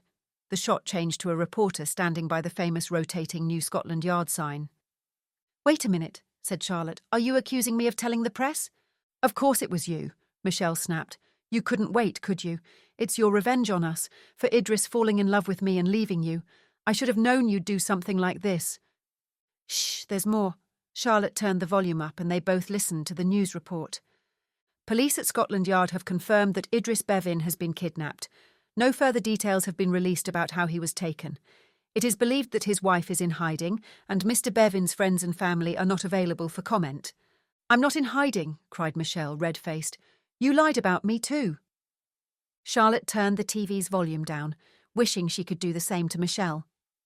Look, I'm not going to argue with you. We've done enough of that. I didn't tell the press about Idris's kidnap, so you can't lay that on me. If I wanted the press to know, I would have phoned them the minute you told me. Michelle's eyes narrowed, assessing Charlotte, then she let out a sigh. If it wasn't you, who was it? Charlotte listed the names of the other people who knew in her head: Angus, Grigor, and Helena. Helena was standing on the other side of the kitchen, her back to them as she made coffee. Angus wouldn't have told them. He didn't have a reason to, and besides, he was far too principled. Grigor was as loyal as they came. He'd never known Idris, and while he was aware of Idris's affair with Michelle, he'd never shown any emotion either way about it. That left Helena. You know who it was? Michelle had always been really good at reading her face. Angus? Angus, no way! At the mention of his name, Angus appeared in the kitchen. Ewan stood slightly behind him. Hello, Angus. Michelle is accusing you of telling the press about the kidnapping, Charlotte told him. Seriously? Angus looked confused. Michelle sighed. Who then? Who else knew? Wait, that stooge of yours. That plug-ugly bulldog who does everything you ask. Charlotte moved towards her. How dare you talk about Grigor like that? Well, it was one of you. One of you has told the press, knowing it could get him killed. Helena turned round. Shut up, Michelle, she shouted. It vas me. I told press. I tell them everything. I hate Idris and what he do to Charlotte. I no regret it. She lifted her chin. He bastard. She spat the final words. Oh, Helena, you shouldn't have done that. Yes, Idris is a complete bastard, but nobody deserves to have their life put at risk just for cheating, Charlotte said. You too nice. I watch you heartbroken for a long time, and not only for him. For her, she pointed an accusing finger at Michelle. You let her stay in house. Why? She steal your husband. In Romania, none of this stupidness go on. Everyone stared at her. You bitch! Michelle shouted. Helena put her hands on her hips. Takes one to know one. You want him dead! You actually want him dead! Michelle glared at Helena, then ran from the room. They heard her run upstairs and a door slammed. Helena walked to the dishwasher and started unloading it, as Angus and Charlotte stood there, neither knowing what to say. Finally, Charlotte spoke. Helena, you shouldn't have told the press. Helena carried on putting the clean dishes and crockery away. Helena, you've put his life at risk. Helena faced her. Have I? He's still affecting your life even though you divorce. Michelle should have gone to police. We'll talk about it later. Charlotte knew she was dodging the issue. Helena had done it out of loyalty to her, and part of her loved Helena for it. Then she realised someone was missing. Where's Ewan? Probably making himself scarce while you all argued. I'll go and find him. Angus left the room, returning shortly after. He's in the lounge. I've put the TV on for him. Any ETA on the family liaison officer? Asked Charlotte. Angus shook his head. I can't see them being much longer, though. Couple of hours at least, assuming there are no hold-ups on the A303, although from Hertfordshire, just getting around the M25 could take forever. Charlotte checked her watch. It was nearly 10 a.m. They can stay in a spare bedroom here if they want, though they might want to stay in a hotel to get away from us. I'm sure they've arranged a hotel, Angus said. Charlotte nodded and went over to the coffee machine, grabbed a mug, slotted it in place and pressed the Americano button. When the machine had finished grinding, then brewing the coffee, she gave the mug to Angus. Have you got something for Ewan to do other than watch TV, Angus? It would be good to give him something. He likes computers. Charlotte's eyes lit up. Excellent. A Padawan of my own. I'm sure I can keep him busy with something. I could set him up on a computer with an online cybersecurity course. She got herself a coffee, then headed for the lounge. But on the way, her phone rang. Charlotte looked at the display. Gethin. She felt a wave of sympathy for him and took the call. Hello, my darling firstborn. I suppose you're calling because you've seen the news. What the hell is going on? Is it true? Gethin's voice was anxious and strained. Charlotte sighed. Unfortunately, yes, Michelle is here. She's asked me to help find him. The police are involved now, too. How could he let this happen? Oh, darling, despite all his faults, he's not to blame. It is his fault. He shouldn't have gone on that stupid TV program. It's so embarrassing. Really? Charlotte was genuinely surprised. Why can't he just be a normal dad? There's never been anything normal about your father, Charlotte said in a sarcastic tone. Are the police trying to find him? Of course they are. Look, have you spoken to Reese? Not yet. I'll ring him after this call then. Hold tight, and as soon as I hear anything, I'll let you know. I'm sure he'll be all right. As long as they haven't gagged him, they'll get fed up with his talking and let him go. Gethin didn't laugh at his mother's joke. Do the police know who's taken him? Not yet, but I'm sure they'll find out.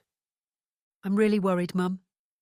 I know, I am too. Despite everything, I'll keep you posted. She put the phone down and called Reese.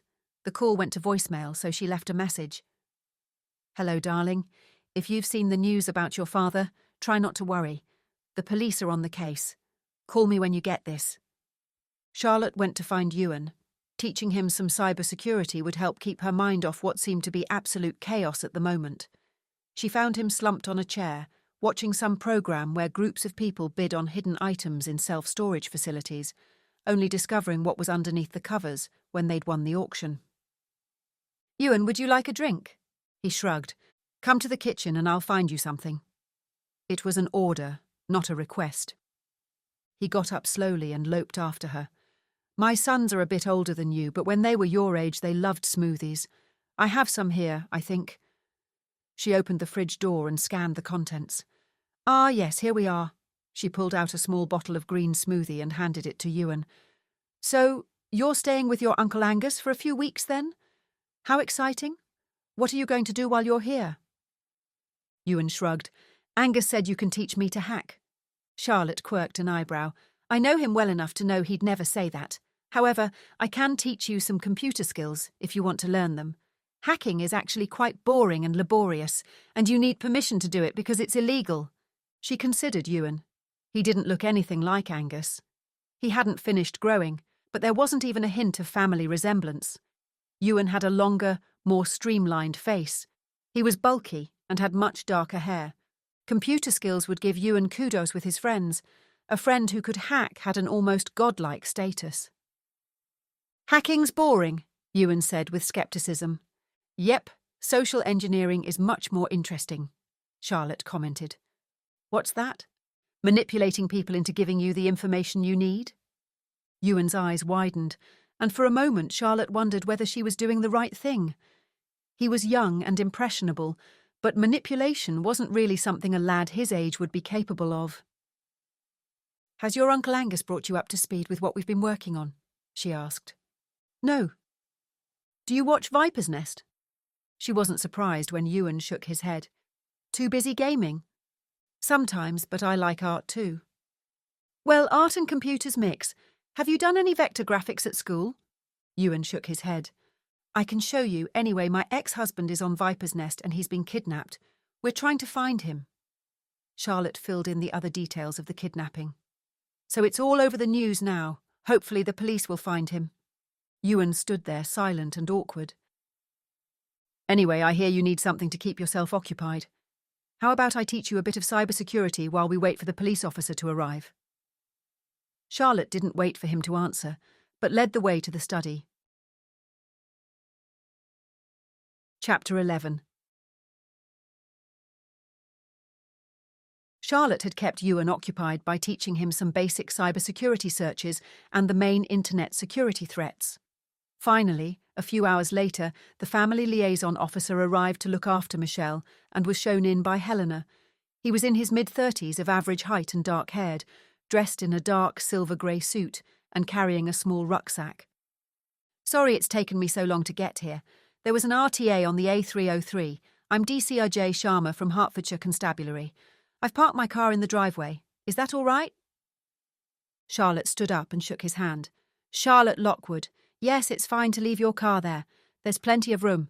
This is my colleague, Angus Darrow. DC Sharma and Angus shook hands. Is Mrs. Bevan here? Yes, she's in her room. I'll go and get her. She went to Michelle's room and knocked, but there was no response. When she entered, she found Michelle asleep.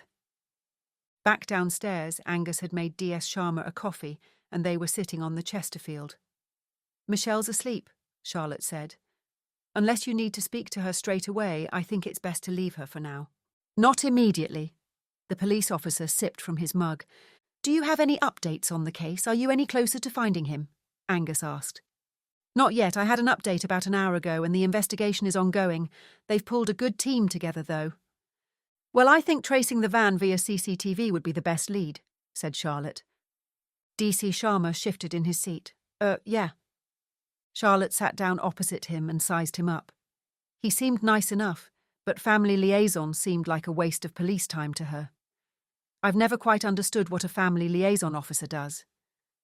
She knew it sounded accusatory, but she felt irritable. Maybe it was because she was tired or annoyed at Idris for allowing himself to be kidnapped. Maybe Gethin was right. If Idris hadn't plastered himself all over the TV and tried to make himself into a celebrity, they wouldn't be in this situation. Angus spoke. In a difficult situation like this, they act as a go-between for the police and the family.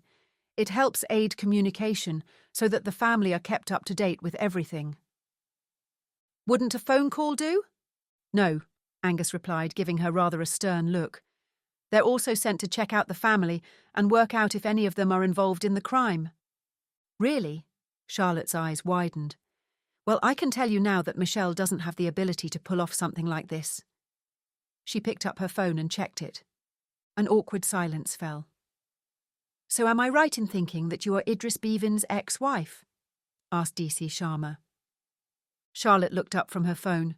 Yep, that's right. When was the last time you saw your ex-husband? Charlotte didn't need to think. The final negotiation with our lawyers over the divorce. That was a couple of years ago.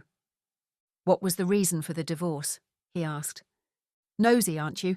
He cheated on me with my best friend Michelle, his current wife, who is upstairs. Charlotte's tone was crisp.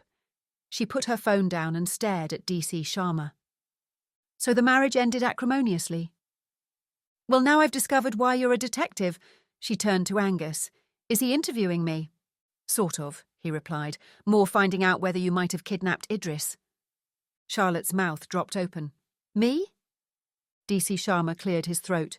You're not a suspect, but it's important for any investigation that all lines of inquiry are explored.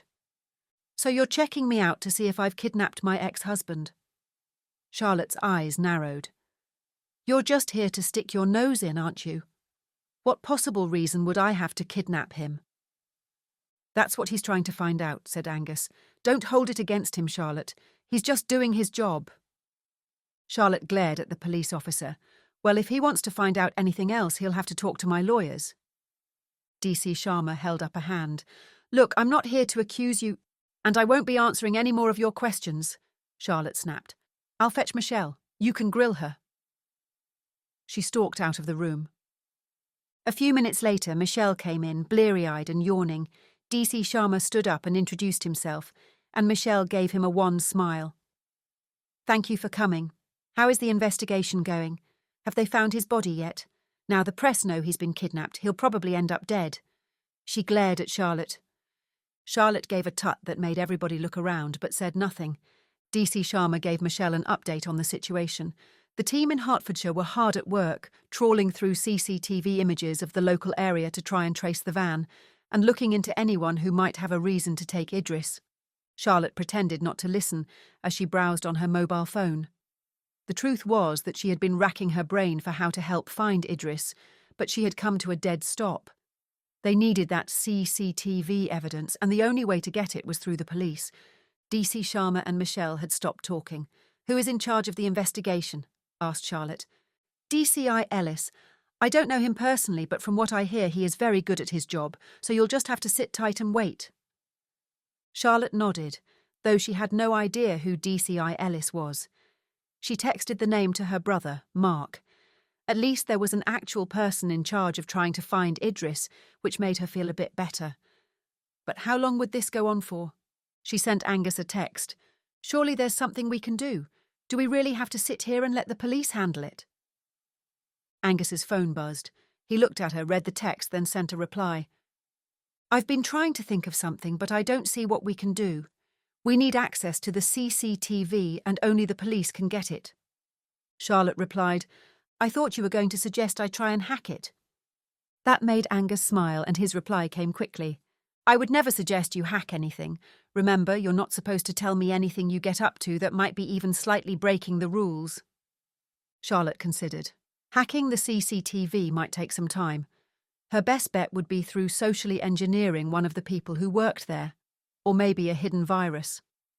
That would be very difficult and probably time-consuming. It was probably best just to let the police look at the CCTV themselves. By 5 p.m, Ewan was starting to get bored and everyone else was moping around, so Charlotte suggested a Chinese takeaway. Afterwards, Angus and Ewan left. DC Sharma hung around until Charlotte asked him to leave for the night. If she hadn't caught him assessing whether she'd kidnapped her own ex-husband, she'd have offered him a room in her house. Chapter 12.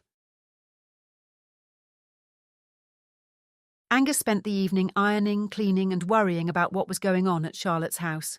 He had grown used to going there almost every day. He tried to remember when it had changed from an occasional thing to a habit. He checked his emails and messages every half hour, in case there was news, then looked at the backlog of inquiries which he'd been ignoring. The background check for an old friend was done, and there were a number from people wanting to hire their services, and he thought about contacting the one at the top of the pile. But something stopped him. Michelle turning up on Charlotte's doorstep had made him feel obliged to help out, but he was glad the police were involved now. Someone being kidnapped was bad enough, but Idris being a multimillionaire put a new edge on it. Of course the kidnappers were after his money. There was no other reason. If Idris had been the average man on the street with an average job, no way would the kidnappers have gone after him. Greed was at the heart of most crimes. Yet something kept him from taking on further work. It was as though he had a sixth sense that he needed to keep his time free just in case. Why? He wasn't sure. Charlotte's initial reaction to Michelle's arrival had been milder than he'd thought. Clearly her therapy sessions with Misty were working, though he suspected she was bottling a lot of her feelings up. But that was only natural. When they'd found out that the press had got hold of the story, he'd instinctively thought Charlotte had done it. He had felt guilty once he knew it was Helena. He should have trusted Charlotte. Angus wondered whether Idris had left money to Michelle in his will. He suspected most of it would go to the two sons, but he was certain the police would check that line of enquiry. Most likely she was better off with Idris alive, especially as it seemed he was making more money on top of the $100 million from the sale of his and Charlotte's cybersecurity company. DC Sharma seemed to be an experienced family liaison officer. It was a difficult job, dealing with emotional and often scared family members in various situations. He'd certainly been grateful for the family liaison officers he had worked with when he was in the police. They walked a difficult line, not only dealing with their fellow officers as they investigated the crimes, but staying with family as they came to terms with it all. It took Angus longer than usual to get to sleep, and in the early hours he heard a faint buzzing. It took him half a minute to wake up enough to realise the noise was coming from his phone. He picked it up, and the display told him it was Charlotte. "They found Idris," she said the moment he answered. Chapter 13. Charlotte woke. Something felt odd, then she sensed someone in the room. She lay motionless, moving her eyes rather than her head and body to look around. In the doorway was a silhouette, sharp against the light of the hall. She blinked a few times, then realised it was Michelle, and her heart stopped thumping so hard. "Is there news?" DC Sharma just called. They found Idris. "Really? Is he alive?" Charlotte sat up. "Yes, he is." Michelle came into the room and sat down on Charlotte's bed. "He is." Her face was lit up by a broad smile. "I'm really glad." And Charlotte meant it. She immediately thought of their sons and how happy they would be. "I'll phone the boys. They're worried sick." Michelle hugged her. "Yes, thank you for everything. I knew we should have told the police straight away. I can't believe I didn't want to do it." She let go and jumped off the bed. "Where is he?" asked Charlotte. "Where did they find him?" "Near Exeter, can you believe it? They must have driven him miles. I'm not sure of anything else, but he's at the Central Police Station now." "Exeter?" Charlotte repeated. That was strange. He'd been kidnapped in Hertfordshire, so why had he ended up here? Surely they wouldn't have taken him this far. She didn't say anything to Michelle, but made a mental note to mention it to Angus. Maybe he'd have some idea why. Michelle clapped her hands. I need to get dressed and have a shower. DC Sharma offered to take me over. Idris is about to be interviewed, but they said I can see him in a couple of hours. I'll drive you if you like. Thank you. Michelle rushed out of the room and Charlotte picked up her phone, first to call her sons, then Angus. Are you going with Michelle? Angus asked. Yes. Charlotte held the phone to her ear with her shoulder as she put on a pair of jeans. I'll meet you there. Are you sure? I can let you know what happens, Charlotte said. I'd rather be there too, Angus said, determined. All right. Charlotte hadn't thought of asking Angus to come, but she was glad he would be there. Charlotte drove them in her other car, the Volvo. They didn't speak much as she drove through the deserted streets from Topsham to the centre of Exeter. The main police station was on Heavytree Road, not far from the city centre.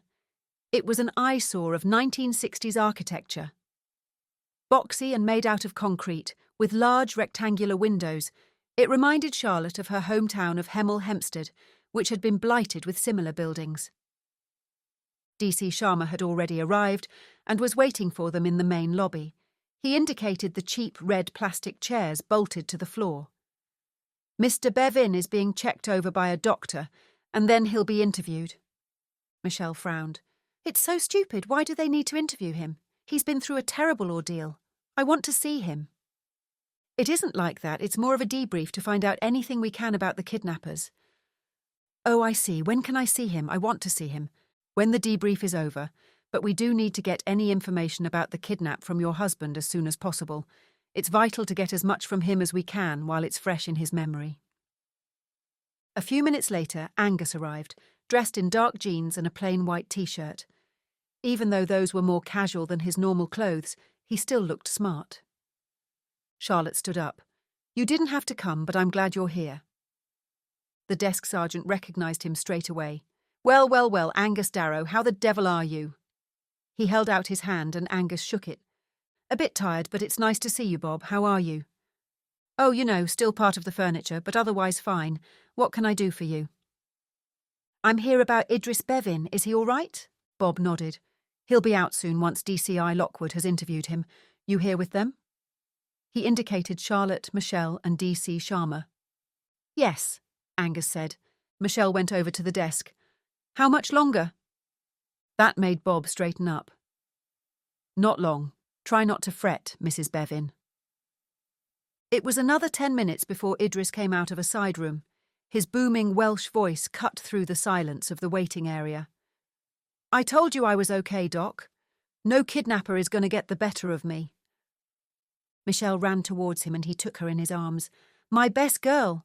He wrapped her in a bear hug, lifting her off the ground. Idris was wearing the clothes from the day of the kidnap, a black t-shirt and jeans. His sandy hair was messy and he had a considerable amount of stubble. Angus and Charlotte stayed where they were, looking on. He used to call me his best girl, you know, Charlotte murmured to Angus, a scowl on her face. He gave her a sympathetic look. When Idris finally put Michelle down, she cupped his face in her hands. Oh, my darling, how are you? Was it really awful? I can't believe this even happened. I thought I'd never see you again. Did they hurt you? She looked him up and down, assessing him. Just my pride, he said with a laugh, but it takes more than a kidnapper to keep me down. What happened? Did someone pay the ransom? Idris's face darkened. No, they just dumped me on the side of the road in the middle of nowhere. I thought they were going to kill me, but they drove off. My poor Iddy, she said in a baby-like voice. Took me ages to undo the ropes on my arms and legs. When I'd done it, I walked for miles until I found a house. I knocked on the door, and they phoned the police. That's terrible, Michelle cooed. When I find out who it was, I'm going to kill them. Look at your shirt. It's filthy. Never mind that, but I could do with a shower. Then he saw Charlotte, and his expression changed. Well, I never. It's Cha-Cha, my second favourite girl. When I found out I was in Devon, I wondered if you'd stop by. Can't stop worrying about me, eh? Even though we're divorced. Come here and give me a hug. Charlotte grimaced at the pet name he'd called her for 2 decades. Cha-Cha, after the dance. She'd always hated it, The last thing she wanted was a hug from Idris, but before she knew what was happening, he'd come over and picked her up in a bear hug too. He smelt as if he hadn't showered in a long time. Michelle coughed nervously. "When I first got the demand for your ransom, I didn't know what to do. I couldn't go to the police because the kidnapper said they'd kill you if I did. So I did the next best thing. I asked Charlotte for help." Idris put Charlotte down. "Well, I bet she wasn't much help," he said, looking into her face for a moment. "Didn't find me, did you?" Charlotte prickled. "Don't you have an interview to go to, Idris?" "He does," said a familiar voice in the doorway. It belonged to Woody, otherwise known as DCI Mark Lockwood, Charlotte's older brother. Woody went to Charlotte and kissed her on the cheek, then nodded at Angus. Finally, he turned to Idris. "Idris Bevin. Long time no see." Idris stared up at Woody, his former brother-in-law. Woody was a good 4 inches taller than him, and for a moment he looked afraid. "I have the unenviable task of interviewing you about your kidnap, Mr. Bevin." Idris gathered himself. "Mark, how are you?" he said in a pleasant tone. "This way, please. You can shower and change, and then we'll get to the interview." "Can't it wait until later in the day?" Michelle piped up. "He clearly needs sleep." "No, it can't. We need to get the info while it's fresh in his mind." "Don't worry, I'll be out of here sooner than you think," said Idris. Woody put a hand on Idris's shoulder and steered him through a door. DC Sharma followed. Charlotte turned to Angus. "Is there much point in staying? How long do you think they'll be?" Angus pondered. "It's hard to say, a few hours at least." "Why don't you come back to the house in the meantime?" Charlotte asked Michelle. Michelle shook her head. "I'm staying right here. Angus, can you sit in on the interview? That way you'll be able to hear firsthand what happened. It might help us find out who did this." Angus pushed his glasses up his nose. "Woody might not allow it, but there's no harm in asking. It will save Idris going over it with me at a later date, assuming you want me, us, to carry on looking into it." Angus asked Bob to get Woody, who appeared at the door. "I can't see any reason why you shouldn't be there, Angus, as long as Idris agrees. I'll go and ask." Moments later, he reappeared. "He says yes." Part of Charlotte wanted to stay with Michelle, but Idris's treatment of her a minute ago had stung. "I'll go home then. If you want to come back to my house when they let him out, you're welcome." She hadn't meant to say that, but it seemed the right thing to do. "It will save you having to find a hotel." Michelle nodded, but looked as if her mind was elsewhere. Charlotte wasn't sure she'd even heard her. Angus saw Charlotte to her Volvo. "Don't you find it strange that he was taken in London yet found near Exeter?" she asked. Angus nodded. "Yes, I do. I'll see what I can find out. Are you all right?" "Me? I'm fine. In need of some sleep, though." She ran a hand through her hair. "The last 2 days have felt like an eternity. Idris was out of my life, and now he's crashed back into it in the most extraordinary way." Angus smiled. "You've handled it really well. I'll find out everything I can and report back." Chapter 14. Angus, Idris and Woody were sat in one of the many interview rooms at the station. Angus had used room number 2 many times when he'd been in the police, and it hadn't changed a bit. Not that there was much to change. It was a windowless room painted light grey with a rectangular table and 3 chairs. Idris had showered, and as his clothes had been taken for forensics, he was now wearing a pair of grey sweatpants and a white t-shirt. "Thought you'd never be inside this room again, I bet, Angus?" Woody asked, as if sensing Angus's thoughts. "Angus was a DI here for many years, Idris," he explained. "Now he works with Charlotte as a private investigator." "So you're the bloke she works with?" Idris asked, looking Angus up and down. "Yes." "Slipping her one at the same time?" He gave an over-exaggerated wink. "Can't say I blame you." Angus gave Idris a piercing stare. Woody sighed. "You don't change, do you?" "What?" Idris shrugged. Woody shook his head a little, then pushed the button to start the recording. "Monday, May 25th, 4:09 a.m. Exeter Police Station. Interview with Idris Bevin, kidnap victim. Present are DCI Lockwood and Angus Darrow, who was hired by Mrs. Bevin to help find her husband. He's here to observe." Woody pulled his chair closer to the desk. Angus took out his notebook and pen.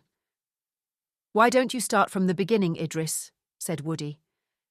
Tell me about what happened when you were kidnapped. Idris put his hand to his head. Well, I was at home. Michelle had popped to the shops.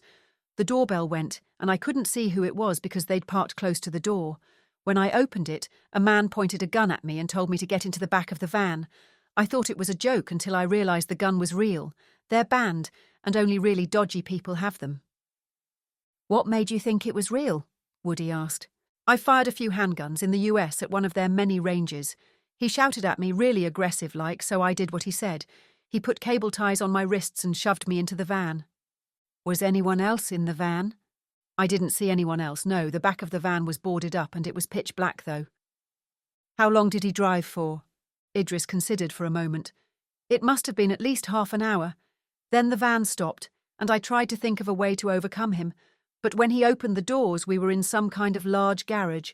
He shone a light on me and told me to get out. Then he must have drugged me somehow because I can't remember what happened next. I woke up tied to a chair. Were you in the same place? Idris nodded. Describe it. There wasn't much to see. It wasn't lit very well, but it was cold and big enough to fit several cars in. And did you see the other kidnappers?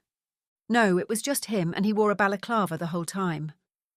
I need you to describe him, Woody stated. Idris shrugged with one shoulder. He didn't take the balaclava off, so it's a bit hard. He was average height, bit stocky. Not thin, anyway. Age? About mid-30s, I'd say. What about his accent when he spoke? Dunno, really. All English accents sound the same to me. Idris laughed, then grew serious. London, I think. Or near London. Angus and Woody exchanged glances. Angus raised his eyebrows and motioned towards Idris. He wanted to ask a question. Woody nodded. Did he talk to anyone on the phone? Angus asked. Only when he phoned Michelle. What about messages? I didn't see him text, but he might have done. I couldn't see him all the time. Did he leave you alone at all? Only for a few minutes at a time. He got me something to eat and drink when I asked. Just water and salt and vinegar crisps. I hate that flavour, but by the evening I was starving. Did he talk to you? I talked to him. I wanted to find out as much as I could, but he told me to shut up and threatened to gag me. He did say there was no point in shouting because we were miles from anywhere. I listened for sounds outside, cars, people, aeroplanes, but there weren't any. Angus made notes while Woody sat with his arms folded, thinking of his next question. It didn't take him long. So he kept you in that same place, tied up. He didn't go anywhere, and you didn't see anyone else. Idris nodded. Woody exhaled. Right, so what happened when he released you? He untied my legs from the chair and told me to get in the van. I thought he was going to kill me, so I thought about trying to stop him somehow, but he had the gun pointed at me the whole time. He said he'd kill Michelle if I tried anything. He drove for a long time, so long that I must have fallen asleep. Then eventually he stopped, threw me out of the van and drove off. There was a pause as Woody and Angus considered this information. Did he say at any point why he took you? Asked Woody. No. Are you sure? Woody sat back in his chair, assessing Idris. Of course I'm sure. Did he seem like a crazed fan? He didn't mention Viper's Nest, if that's what you mean. Angus tapped his pen on the notepad a couple of times. Is there anything about what happened that you haven't told us? Anything at all? Idris thought for a moment, then shook his head. I don't think so. Woody stood up. If you think of anything, contact me straight away. Righto. Have you got somewhere to stay? Woody asked. A hotel booked? No, but I'm sure Michelle's on the case. Can't be staying at Charlotte's. That would be a bit strange, wouldn't it? Idris laughed.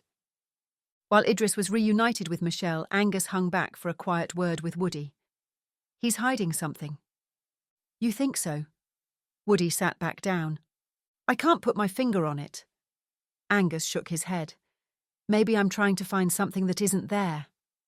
The whole thing is odd. Why would they kidnap him, then set him free without collecting the ransom? Cold feet, Angus said. Possibly. You've known him for years. Do you think he's hiding anything? Woody considered. A few years ago I'd have said he was an open book, but he cheated on Charlie for nearly a year and none of us knew, so anything's possible. What reason would he have to hide something, though? Woody shrugged.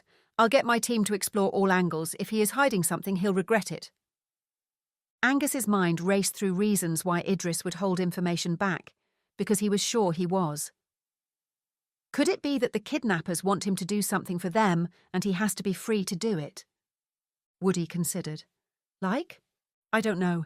Give them the money himself or facilitate some kind of deal? Possibly. I'll make sure he's watched. Angus stood up. If I were him, I'd get some pretty tight security. Woody headed to the door. He's already on the case with that. I heard him on the phone earlier. Chapter 15. Charlotte didn't wake up until the afternoon, when she heard her phone buzz and forced her eyes open. It was a text from Woody. Idris about to do a press conference. Switch on the news channel. Rubbing her eyes, she took the remote from her bedside table and switched the TV on. The press conference had already started, and scrolling text at the bottom of the screen stated that Idris had been found alive. Idris was sitting behind a desk in what Charlotte presumed was a room in the Exeter police headquarters. Next to him sat a policeman in uniform. Judging by the number of stripes on his shoulder, he was a senior officer. The police officer read from a sheet of paper. In the early hours of last night, we received a phone call from a resident on the outskirts of Exeter, informing us that Idris Bevin had been found near their property. Officers attended the scene and found Mr. Bevin in the house, being cared for by the owners. After interviewing Mr. Bevin, we established that he had been left by the kidnappers in a country lane some distance away. He was shaken, but unharmed. At this time, the identities of the kidnappers are not known.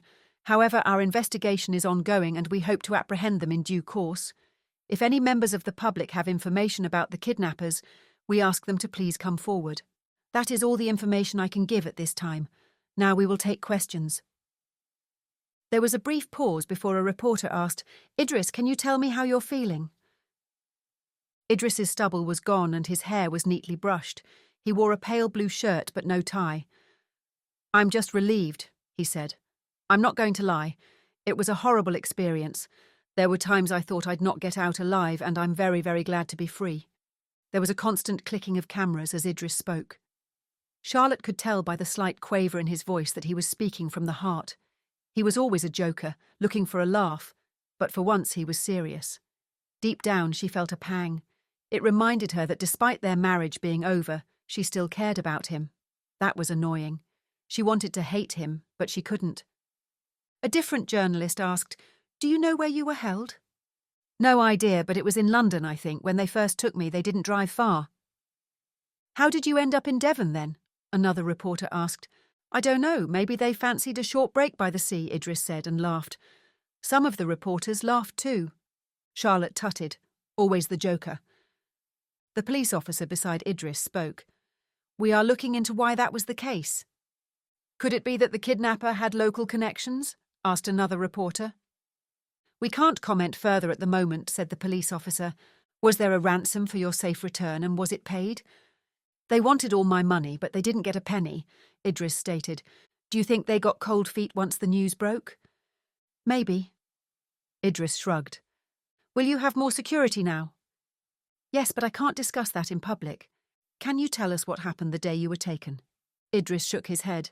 I won't talk about that now. I'm saving it for my autobiography. He laughed again. Or an exclusive with a newspaper for the right fee, thought Charlotte. Just one more question. Could it have been a crazed fan of yours? The policeman interjected before Idris could speak. Mr. Bevin can't answer any questions about who it might or might not have been.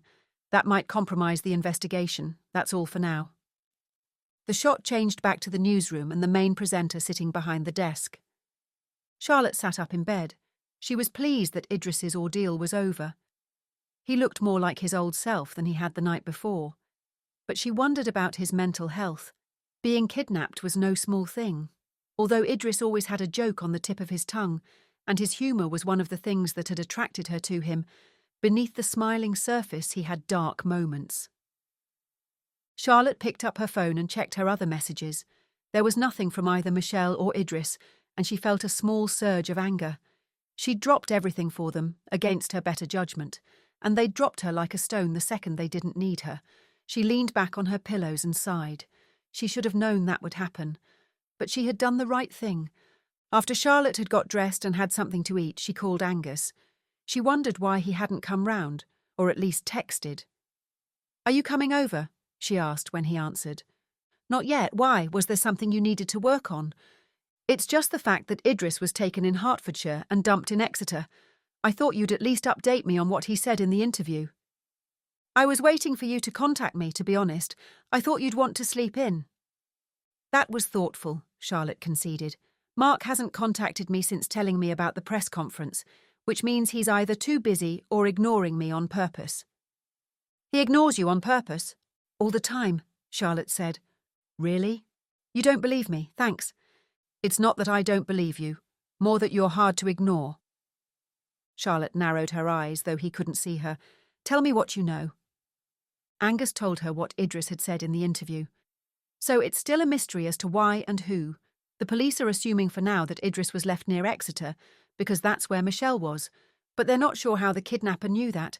Woody did say that they think it was just one person." "That's unlikely, isn't it? Don't kidnappers work in gangs?" "Usually, yes. It's all very strange. Is there no CCTV of the van? It must have been captured somewhere between London and Exeter." "They're working on it, but no news yet. Woody has already passed a lot of info to me. Too much, really. We shouldn't pressure him to bend confidentiality any further." Angus said, "It's my ex-husband, though." "I just think we need to leave it to the police. They'll get there and they have the resources. Plus, it's a high-profile case, so they won't let it drop. I'll come over and we can discuss what to do next. Is it still okay to bring Ewan?" "Yes, bring him over. Teaching him some more cybersecurity will distract me." When Angus pulled up outside Charlotte's house, he was surprised to see another car in the driveway which he recognised straight away. It belonged to his old sergeant, Simon Pearce. Simon was just getting out of the car and Angus raised a hand in greeting. "Simon, it's good to see you." "Sir, I mean Angus, how are you? I wasn't expecting to see you here." Simon walked over and offered his hand, and Angus shook it. Ewan got out of the passenger side and closed the door. He stood awkwardly, hands in pockets and hood up. "Good, thank you. Is there a reason you're here?" "I need to talk to Charlotte Lockwood. This is her house, isn't it?" "It is. I take it this is about the kidnapping." Simon nodded, then leaned in and lowered his voice. "The powers that be have asked me to look into her to see whether she might be responsible for kidnapping Idris Bevin. He's her ex, right?" "Yes, he is." Angus suppressed his surprise, then felt a sudden irritation. "Does Woody know?" "Yeah, and he blew a gasket about it. Between you and me, he might get taken off the case. He's too close to it. Obviously, the higher-ups don't think Charlotte did it herself, but she could have hired someone." "Motive," Angus fired back, annoyed at his former sergeant. Simon shrugged. "Payback? He cheated on her with her best friend, after all. They're going to check her finances, and I get to talk to her." "Wait, how did you know he cheated on her?" Simon had started to walk up the drive, but stopped at Angus's question. "I heard it on the grapevine a while ago. Woody confirmed it when someone asked if it was true." Angus thought about the strength of character that Charlotte had shown, while she tried to get over what had happened. He knew her well enough to know that she'd never do something like orchestrate a kidnapping. She was kind and compassionate, and she'd never knowingly hurt anyone, however much they hurt her. He put his hands in his pockets. "You're barking up the wrong tree, Simon." Simon shrugged again. "I have to follow it up. It's just a few questions. You know how it is." "I'll go and get her. Warn her, more like." Angus went up the drive, followed by Ewan. Helena let him in, and he sent Ewan to the study, leaving Simon to introduce himself to Helena. Then he went upstairs to find Charlotte. He'd never actually been upstairs at Charlotte's house. He'd wondered what it was like, but had never asked. At the top of the stairs he had the choice of what seemed like dozens of doors, all slightly open. Instead of knocking, he called, "Charlotte!" There was a creak from the second room on the left. A moment later, Charlotte peeped around the door. "Hello?" She smiled and opened the door a little more. This was going to be difficult. What he was about to tell her would wipe the smile from her face in an instant. He pushed his glasses up his nose. "My old sergeant is downstairs. He wants to talk to you about Idris's kidnapping." She blinked twice. That was never a good sign. Then her eyes narrowed. "Why?" "They're looking into whether you were behind it all." He thinks I arranged Idris's kidnapping? She snorted, then came onto the landing. She was wearing a long, dark green skirt and a cream shirt. Angus looked past her for a moment and saw what must be her bedroom. A huge four-poster bed covered by a white bedspread contrasted with the dark green walls. "They're seriously looking into me," she said quietly. "I don't think it's serious. I'm guessing they want to tick the box and eliminate you from the investigation." Her eyes narrowed even further. "Does Mark know?" "Yes, and he isn't happy about it. Look, you can talk to the guy if you like. He's my old sergeant, Simon, and a good man." Charlotte went back into her room and returned a moment later with her phone. "I'm not talking to anyone without my lawyer. This is ridiculous. Are they really so desperate that they think I did this?" "Woody isn't, but he knows you. The thing is, you do have a motive." He held his hands up as she scoffed. "But they have to cover all angles." Charlotte walked past Angus and downstairs to the living room. Angus wasn't sure what she was going to do, but he followed her. Chapter 16. Charlotte eyed the man in front of her. "And you are?" she asked, in her most patronising tone. "DS Simon Pearce." He held his hand out. Charlotte looked at it, then at his face, but didn't take his offered hand. The officer moved his arm back and gave her an awkward smile. "You want to talk to me about my ex-husband?" she asked in the same tone. "I do, it's just a few routine questions." "Well, unless I'm under arrest, I don't have to talk to you. My lawyer is on his way, and after I've spoken to him, he'll be in contact. Leave your card on the table, please. Goodbye." She walked to a table and pressed a button in its side. DS Pearce stood there staring at her. Are you sure you don't want to talk to me?" "I'm absolutely sure, thank you." Simon looked at Angus, who stood silent. "Okay." He took a card from his back pocket and put it on the table. Grigor appeared at the door. "Ah, Grigor," said Charlotte. "See the police officer out, please." When Charlotte heard the front door close, she turned to Angus. "I'm sorry if this affects your friendship with your old sergeant." "He's not my friend, he's an ex-colleague." She nodded. "Tell him it's nothing personal." She touched the screen on her phone, then walked to the window. "David, I need you to deal with the police." "Yes, the police. They want to talk to me about Idris's kidnapping. They're checking I'm not behind it." "No, of course it isn't my brother. He knows I'd never do something so awful. I'll send the details. Thanks, okay, bye." She turned back to Angus. "My lawyer will deal with him." She sat down on the nearest chair and ran her hands through her hair. "This is getting so complicated. I really wish I knew who's behind this, because it's a nightmare from start to finish. I'm not supposed to have all this stress. What will Misty say? She'll say you're handling it really well."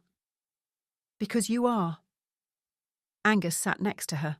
Charlotte nudged his arm with hers. "You always say the nicest things."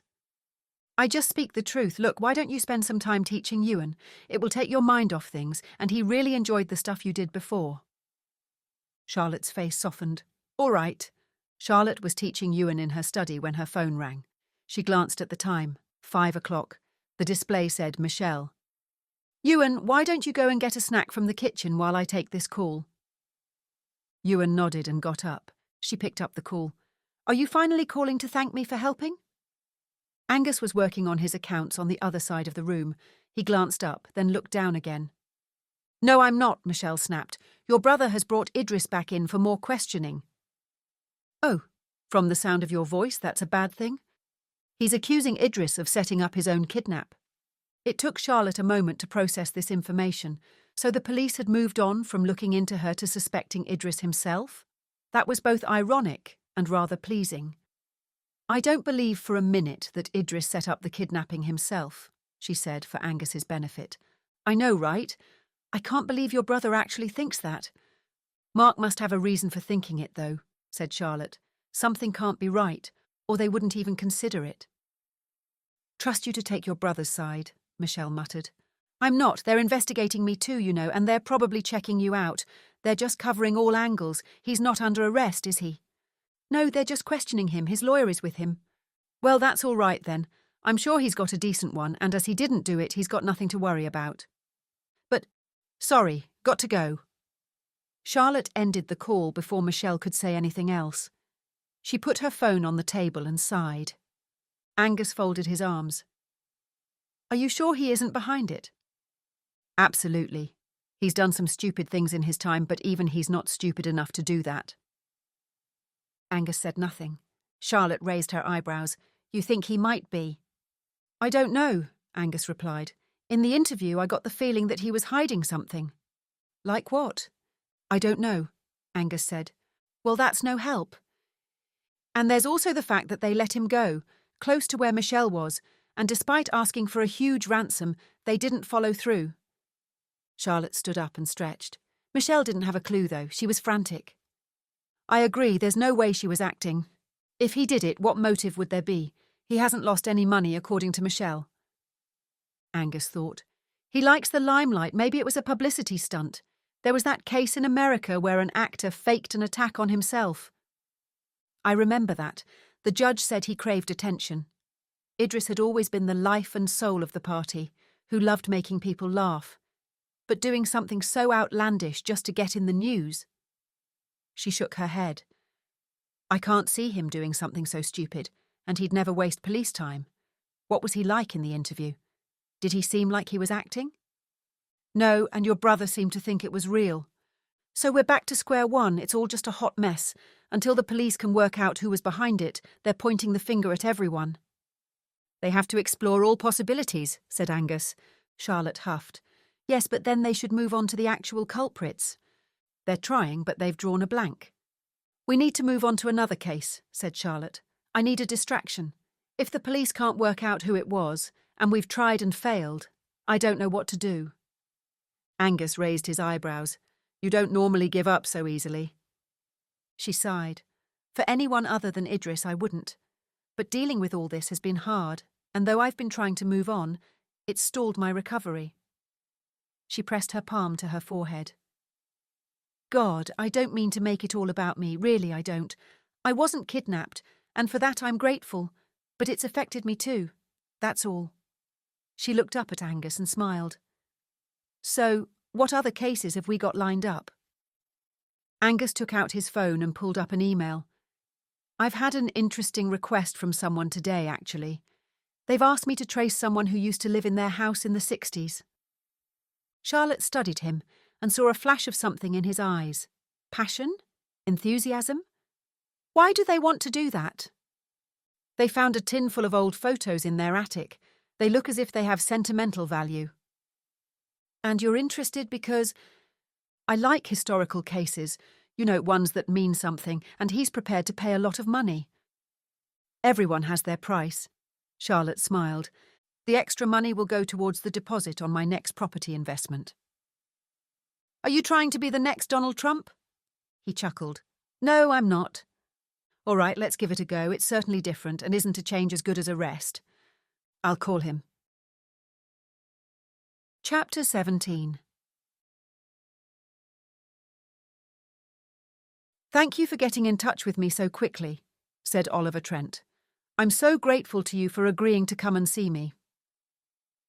He was in his mid-30s, with sandy hair, dressed in smart jeans and a shirt. They were standing in a large white modern kitchen. The building was an old farmhouse on the edge of the Exeter side of Dartmoor, but despite being old, it was modern and fresh inside. A lot of money had clearly been spent on doing it up. It was like a show home, bare and minimalist. I haven't owned this property long, said Oliver. Just a few months. It's my second home, a bolt hole from the hectic London life. I know that won't make me very popular with the locals, but I do intend to live here full-time in a year or so. He smiled at Charlotte. Coffee? Charlotte shook her head, but Angus nodded. Thank you. He went to the cupboard, looked inside, then tried the next one. Ah, there they are, always misplacing them. He took out a coffee pod and placed it in the nearby machine. When the coffee was made, they went into the lounge. It was as minimal as the kitchen. Light grey walls and a dark wooden floor, with a pale grey tartan rug covering most of it.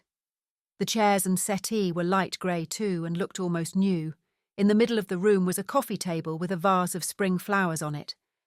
Angus and Charlotte sat next to each other on the sofa, and Oliver stood by the window. He looked out onto the drive. "Is that your car and driver out there?" He indicated Grigor, who was smoking a cigarette beside the Bentley. "And the other car is yours, Mr. Darrow?" "The Bentley's mine, yes," said Charlotte. "So how can we help you?" Oliver stared at Grigor a moment longer, then sat down. "Well, when I bought the property, they left a few items in the attic, and I found this." He reached for a tin box on a nearby table. Inside are lots of photos, although most of them are fairly ordinary, trips to the seaside, that sort of thing. Some have people's names on the back. One has a list of their names, and the woman in the middle is listed as a most beloved mother. "Wouldn't you be better posting it on a family history website?" said Charlotte. "There are several of those, or maybe Facebook pages for the area. There are plenty, you know." Oliver stared at Charlotte, then gave her a small smile. "I've tried that, but to no avail." "It's very noble of you, but they're just photos," she replied. "Why would you worry about returning them?" Something about Oliver was getting to her. He barely took his eyes off her. Her chest felt tight, and her shoulders were tensed up. She didn't feel like massaging his feelings by being nice. Oliver pondered for a moment. "I suppose I'm being sentimental. I lost my own mother a few years ago, you see. I thought the person who wrote this might still be alive and want the photos back. The previous owners only had it a few years, so it's not theirs. Beyond that, I had a quick look but couldn't find out who owned it before that." He paused again. "I know it's eccentric, but I have all this money, and half the time I don't know what to do with it." Charlotte glanced at Angus, whose face was expressionless. She knew that look. He was concentrating on Oliver Trent. Angus took the tin from Oliver, took out some photos and handed them to Charlotte. They were just as Oliver had said. Old photos taken in what looked like the 50s and 60s. Some were black and white, others in colour. When they'd reached the bottom of the tin, Oliver stood up and looked out at Grigor again. Then he looked at Charlotte. "Are you sure I can't tempt you with a coffee?" "No, thanks." Angus was about to take a sip of his drink, but Charlotte put a hand on his arm. "We need to go, Angus. We've got that other appointment." She gave him a meaningful look and stood up. Oliver Trent looked rather surprised. "Oh, well, I'll transfer the deposit to you straight away, and you can get to work." When they got outside, Charlotte stopped at Angus's car. "Are you buying this?" She leant against the driver's door so he couldn't get in. "What do you mean?" "Don't you think it's a bit strange that he wants us to find the owner of the photos?" Angus pursed his lips, thinking. "Not really. I know how eccentric the super-rich can be." "What's that supposed to mean?" Her eyes narrowed. "I'm not eccentric." He smiled. "Rather arrogant that you think I'm talking about you, Charlotte. Who else do you know who's super-rich? Your ex-husband, for a start. You've only met him briefly. You don't really know him." Angus shrugged. "Look, this is a different case to the usual. It isn't a kidnapping or a spouse wanting their partner followed, so I'm going to take it." Charlotte moved away from the car. "Fine, take the case, but the easiest way to find out is to use the internet. You'll want me to look things up, and my heart isn't in it. I could start Ewan on it first, anyway. What don't you like about him?" "I don't dislike him. I don't know him." Angus raised his eyebrows. Charlotte leant against his car again. "Look, he gave me the creeps. You wouldn't understand, it's a female thing. He wouldn't stop staring at me. It was almost as though you weren't in the room. And he kept asking me if I wanted a coffee. I learnt years ago never to trust a man who keeps trying to get you to drink something." "I did notice that he kept looking at you," said Angus. "Lots of men look at you, though. You're an attractive woman." Charlotte tilted her head, studying him. "So you think I'm attractive?" Angus blushed. "Yes. No. I mean, yes, you are. He's no different to plenty of other men we've met." There was an awkward silence. Charlotte felt a glimmer of hope at his confused words. Then it was extinguished by the thought of Oliver. "Right," she said briskly. "You try and find out as much as you can to trace this person, and if you and Ewan get stuck, I'll help, just like I always do." She walked towards the Bentley. Grigor opened the door, and she got in. "You go home?" Grigor asked when he was settled in the driver's seat.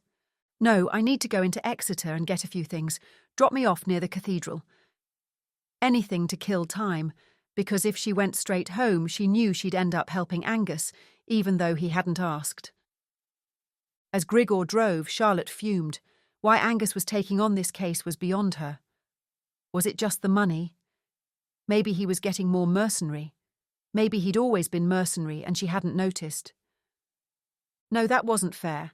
Of course Angus wanted to make a living. He was planning another flat conversion, and he needed money for that. Either way, he would need her help at some point in the case. And yet they hadn't argued like this before, though they had undertaken plenty of boring, predictable investigations. So why was she touchy with him now? Maybe, she admitted to herself, it was because she was getting fed up with the fact that he didn't feel the way about her that she felt about him. She needed to talk to Misty. Misty would tell her exactly what to do, which would, most likely, be absolutely nothing. Either that or find another man, start dating and get out there again. The thought of going out on dates filled her with dread and fear. When she'd been sleeping with any man who took her fancy, it meant nothing. It hadn't fulfilled her. It had been a reaction to her divorce. Then there was the fact that she was a multimillionaire. How would she know a man was interested in her and not her money? Some of her friends used dating apps, and they sat swiping through men's profiles, judging them on a photo and a few words. She didn't like the idea of men doing that to her. It was all so shallow. She preferred the old-fashioned way, meeting someone in real life. Things had been much easier before the internet, when you had to talk to men before dating them. Dating apps were a no-no forever. In Exeter, Charlotte went from shop to shop, but nothing excited her, not even the eclectic independent shops on 4 Street.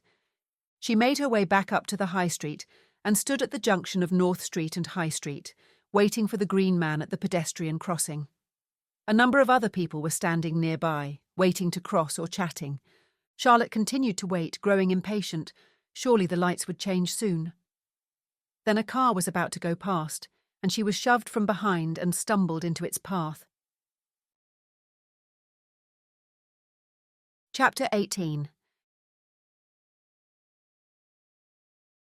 A woman standing next to her was also pushed into the passing car, but Charlotte bore the brunt of it. A sharp pain shot through her leg, and she cried out. The next thing she knew, she was lying on the cold pavement with a crowd around her. A man, most likely the driver, was shouting, "The lights were green. I just heard a thump. Are you all right, love?" "Of course she isn't all right. You hit her with your car," said an onlooker. "Someone call an ambulance," a woman said. "Can you stand up?" another man asked. Charlotte tried to move her leg. The sharp pain came again, just below the knee, and she yelped. It seemed to take an age for the ambulance to arrive. When it did, she was almost passing out from pain. The next few hours were a blur. Doctors, nurses, and IV X-rays, sensors, clips, and electrodes attached to her, and questions about her and her next of kin. Fiona, her sister-in-law, took time out from her nursing duties to come and see her. "Oh my goodness, what happened?" She took her hand, and Charlotte instantly felt better. "Car versus woman, car won," Charlotte muttered. She asked Fiona to contact Helena, but by the time Helena arrived, she was too groggy with drugs to know much. She woke up in the early morning with a faint memory of Helena having visited and terrible pain in her leg, and begged the nurse for more pain relief. By 9 a.m. Fiona was back, and this time Charlotte was more lucid. "Mark came last night. He was worried sick. You were asleep, so you won't know." "Mark?" "He's at work now, trying to find out what happened. Do you remember anything?" Charlotte shook her head. "Am I going to be all right?" "Yes, thankfully. You've got a fracture on your left leg and they're going to operate this morning. They'll put some pins in and you'll be in a cast for 6 to 8 weeks. You'll need lots of physiotherapy, but nothing else was damaged. I think you were in shock. You'll be able to go home in a few days." "I haven't felt pain like that since giving birth," Charlotte croaked. She laid her head on her pillows and sighed. "I'd better rejoin Netflix. I'll have a lot of spare time to watch TV." Fiona kissed her on the head. "Helena, Grigor and Angus are champing at the bit to see you, but it's better they stay away until you're out of surgery. The surgeon will be here soon to go through everything with you, and you'll have to sign for permission. Then the porter will come and take you down shortly." Fiona squeezed her hand. "I've got to go, but they've promised me I can be with you when you go to theatre." Angus had been at home with Ewan looking into the new case when Grigor rang. At first he hadn't even realised that it was Grigor. He was crying, and his Romanian accent was even thicker than normal. "Slow down and repeat what you said, Grigor. Did you say that Charlotte has been hurt?" "Yes, she hit by car in Exeter. It all my fault." "Wait, is she okay?" "She in hospital." "But she's alive, yes?" "I don't know," he sobbed. "Grigor, were you with Charlotte when it happened?" "No, that why it my fault. I no protect her." Grigor sobbed harder than before, and Angus realised he wouldn't get any more out of him. Angus rang Helena, but she didn't answer the phone, which worried him even more. Then he tried Woody and got his voicemail. He tried to think who else he could ring, but drew a blank. He told himself that, of course, Charlotte would be fine. But what if she isn't? What would I do without her? He wouldn't allow himself to think the worst, but if she was hurt badly, he'd got used to Charlotte. They worked together well, and the more he got to know her, the more he liked her. While she could be excruciatingly annoying at times, she also brought a light into his life that hadn't been there since he had last been in love, but that had been decades ago with Rona, his ex-wife. And yet, suddenly Angus felt as if someone had lit a small fire inside him. "Don't be ridiculous," he told himself. "What's going on?" asked Ewan. "What was that phone call about?" "It's Charlotte. She's been hit by a car." Angus's heart sank at having to say it out loud. Ewan's mouth opened slightly. "Is she going to be okay?" Angus took a deep breath. "I don't know." "You could go to the hospital and find out," Ewan suggested. "I think I will." Angus stood up to find his car keys and his phone rang. It was Woody. "Sorry, mate, I was busy with stuff, as you can imagine, and I missed your message. Charlie's going to be all right. She's broken her leg and they need to stick a few pins in it, but there are no other injuries. Fiona is with her." "Can I visit her?" "Not yet. Surgery is in the morning and she's drugged up because of the pain. I'll keep you posted as much as I can. Just sit tight and she'll be back soon enough, annoying the hell out of us. But I tell you what, if I find out there's someone behind this, gotta go now, I'll call you when I have more news." And he rang off. The relief Angus felt was indescribable. He sat motionless for a few moments, taking in the news. She's going to be all right. Ewan walked in. "Is she okay?" Angus put his phone on the table. "She's broken her leg and she'll be in hospital for a few days, but otherwise, yes." Ewan put his hands in his pockets. "That's a shame about her leg. She's been teaching me loads." "Well, you can help by giving me a hand with the photos. Show Charlotte that you can apply what she's taught you. Find out anything, even if you think it's insignificant." "All right." Ewan left the room. Angus sighed and looked out of the window at nothing in particular. At least that would keep Ewan busy. The next morning, Angus almost jumped out of his skin when his phone rang. He grabbed it and saw that the caller was Oliver Trent. "Hello," he said abruptly. "Mr. Darrow, so sorry to bother you, but I have some good news. Well, it's good news for me, though not so much for you." "Go on." "Someone local who knows the family saw the photos on a website I posted them on, and they've put me in touch with them now. I'm so sorry to have wasted your time. I'll pay you for the time you've taken, and a little extra for troubling you. I'm so grateful to you for prioritising my case. Will you also thank your lovely colleague, Miss Lockwood?" "Well, thank you for letting me know, Mr. Trent. I'll send you my bill." "I'll pay it as soon as I receive it. Many thanks, Mr. Darrow." Being off that case was a relief. Since the news about Charlotte, Angus had found it hard to concentrate, which was unlike him. Normally, work distracted him from stressing about things. Angus considered the other inquiries he had received lately. What could he take on? More possible insurance fraud or one of the string of suspicious spouses. He'd leave it for a few days, though, and concentrate on Ewan. He'd take him to some interesting places in Devon. That would distract them both. He went to find Ewan and tell him the plan. Unsurprisingly, he was in his room, staring at the screen of the laptop Charlotte had lent him. Angus sat down on the bed. "We don't need to find the owner of the photos anymore, Ewan. Mr. Trent just called to say he's been put in touch with them." "Who was it in the end?" asked Ewan, looking up from the laptop. "I didn't ask, and he didn't say." That was unlike him. He couldn't believe that he hadn't asked. "I'm losing the plot." Angus began to stand up, then saw that Ewan had TikTok open. Now, Ewan, what did your dad say? No social media while you're here? Ewan assumed a hurt expression. It isn't for fun.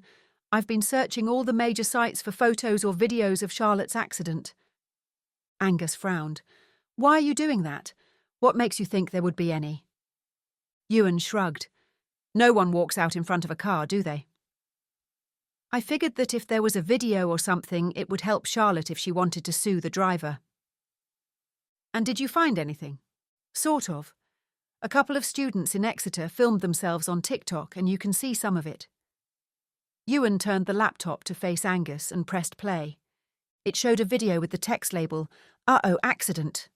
People were running to a small group bending over someone on the pavement. The person was hidden, but it was the high street.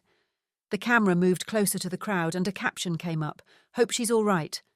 Then the video began again. Angus watched it through, then frowned as the camera moved closer. He recognised Charlotte's clothes. "Can you pause it?" Ewan hit the spacebar. "Have you seen something?" "Might have." Angus peered past the caption at the bystanders. One wore jeans and a familiar shirt and had sandy hair. The camera had captured his profile. Oliver Trent. What was he doing there? "Well done, Ewan." Angus put a hand on his shoulder. "Good work." Chapter 19. Angus called Woody straight away. "I have a lead for you on Charlotte's accident." He told him what they'd found. "Oliver Trent might just have been in Exeter," said Woody. "When we'd met with him immediately beforehand, that's too much of a coincidence. And he couldn't stop looking at Charlotte when we were at his house. She said when she left that she had a bad feeling about him." Angus's mouth twisted as he remembered something. "Besides, he phoned me earlier and told me to thank Charlotte for her help. He didn't mention her accident. Maybe he didn't see it was her." "Unlikely, given that he was right there." "What do you want me to do, Angus?" "I want you to look into him. Send his details over and I'll take a look." "Thanks. Have you any more news of Charlotte?" "She's in surgery. I'll text you when I know more." Angus went straight back to Ewan. "I want you to find out as much as you can about Oliver Trent. I need everything you can find, no matter how small or insignificant. Find out his inside leg measurement if you can." Ewan stared at him. "Really?" Angus sighed. That bit was a joke. Ewan took the notepad. "Do you think he had something to do with Charlotte's accident?" "I don't know, but I do want to know what he was doing there, and why he didn't mention it when I spoke to him this morning." Ewan nodded and set to work. "Is that comfortable, Charlotte?" Fiona smoothed the pillows she had just finished adjusting. Charlotte nodded. Her head was still swimming after the operation, but she was glad to be home. It was only because Fiona had arranged for private nurses to come and look after her that she had been allowed out of the hospital so soon. "I'd be more comfortable if I didn't have this horrible hospital gown on, though." Fiona smiled. "I'll get the nurse and we'll put you in one of your own nightshirts. Try and rest for now, though. The anaesthetic will take some time to fully leave your system." Charlotte must have fallen asleep because it was dark when she woke again. A nurse sat in the corner of the room. She didn't recognise her, but she was too weak and dazed to do anything about it. When she woke again, it was morning. She checked her phone, 9:36 a.m. She felt groggy. There was no nurse in the corner now, but a wireless bell had appeared, so she pushed it. A moment later, a woman came in wearing nurse's scrubs and a name badge. Her slightly greying brown hair was in a neat ponytail. "Good morning, Miss Lockwood. I'm Jen and I'm your nurse today." "Any chance of some painkillers?" Charlotte murmured. "Absolutely. I've been waiting for you to wake up so that I can give you some more. I need to check your vitals first, though." Next to her bed was an array of medical equipment. Jen picked up a blood pressure monitor and secured the cuff around Charlotte's arm. It squeezed so tight that it hurt, then just as she thought it couldn't get any tighter, it eased off. "How long will I need nursing?" "Just a couple of days. You're popular," Jen commented. "There's a queue of people waiting to see you." "Who?" "Gregor and Helena have been flitting about. I thought you were being burgled this morning when I heard someone coming in." "They come and go as they please. They don't live here, but they sometimes sleep in one of the spare rooms." Jen put the blood pressure monitor back and wrote the reading in the notes. "Blood pressure is fine. Your sister-in-law Fiona is lovely. I met her back in the day when I started training. She was my staff nurse for a while. She's the best.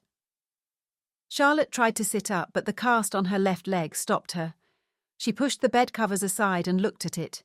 Her toes poked out at the bottom, and it went up to her knee. A few hours later, Charlotte was dozing, having eaten, drunk, and taken some painkillers the size of horse pills, which worked wonders. She struggled out of unconsciousness as she heard voices at her bedroom door. Jen was there, blocking someone from coming in. She's asleep. I need to speak to her. I know that voice. Charlotte smiled. Angus? That made Jen move back, and Angus went to her bedside. Why are there two of you? Charlotte giggled. That was some good luck, 2 Anguses. Angus crouched down beside her. Hello there, I've been worried about you. Both of you. She smiled. Jen moved behind Angus. She's on some powerful painkillers, so you might not get much out of her. Charlotte, I need you to tell me everything you can about what happened when the car hit you. Car, she repeated. Yes, can you remember what happened? Car hit me, car won. What else? Charlotte closed her eyes and tried to concentrate, but there was nothing. I can't remember. It's probably the painkillers, said Jen. She'll remember more when she can come off them. When will that be? Angus asked. We're reducing the dose every time, and then we'll swap to something less addictive, which she'll take for a month or so. She's had a big operation, you know. It's best you leave her to sleep. Angus sighed and stood up. Okay, thanks. Downstairs, Angus found a subdued Helena in the kitchen, stirring something in a large saucepan. I make special Romanian chicken soup for her. It's called ciorba radauteana. It smells delicious. Of course. Usually in Romania we eat it if we have cold or flu. She shrugged, but I figure it help her now too. Angus grew serious. Helena, I need your help. Ewan has been looking into a former client of ours. We saw him the day Charlotte was hit by the car. And? Helena shrugged, then took a bowl out of the cupboard and ladled some soup into it. Ewan couldn't find out anything about him. Despite it being a fairly common name, he's looked into everyone with the same name and he doesn't exist. The property that he said was his is an Airbnb. He found the listing. Why he lie? Helena asked. I don't know, but all the time we were there he couldn't take his eyes off Charlotte. She said he gave her the creeps. Helena frowned, then gave Angus the bowl and a spoon. Try. Thanks. Ewan also found a TikTok film just after Charlotte's accident at the scene. He was close by when Charlotte got hit. That's suspicious. People film and put on social media someone hit by car. That's sick. Yes, but I'm starting to worry that Charlotte is in danger. Really? Yes, I might be wrong, but until I'm sure you need to keep a close eye on her. Can you stay here at night? And Grigor too. Of course. Have you sent photo to Mark? They have face scanners, no? Facial recognition. Yes, I did that, but he isn't in the police database, so there's not much we can do. He used a fake ID and a stolen credit card. Angus took out his phone, pressed the screen a few times, and showed Helena the photo of the man who called himself Oliver Trent. Do you recognise him? Helena looked at the photo. No, never seen him before. Charlotte had never seen him before either. Can you think of anyone who might want to hurt her? No. Angus tried the soup. It was delicious. Does anyone in Charlotte's past bear a grudge towards her?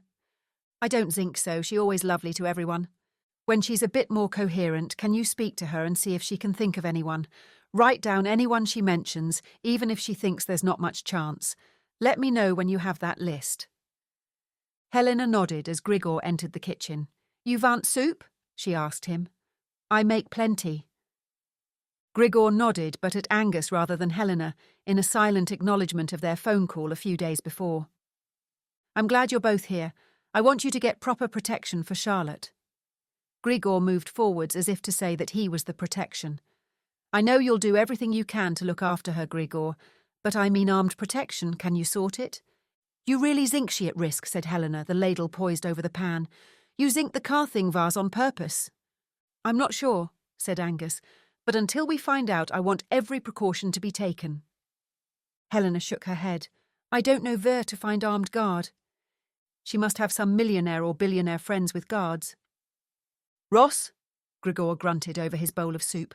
Helena nodded. Yes, Ross, he her friend with benefits. Helena giggled. Angus felt a stab of jealousy. All right, tell him you need the information ASAP. Grigor, until the guard arrives, don't let anyone in this house, other than the nurses, the three of us, or Fiona and Mark. Dial 999 and ask for the police if there's anything suspicious. I'll update Woody. Grigor nodded. Angus left the kitchen.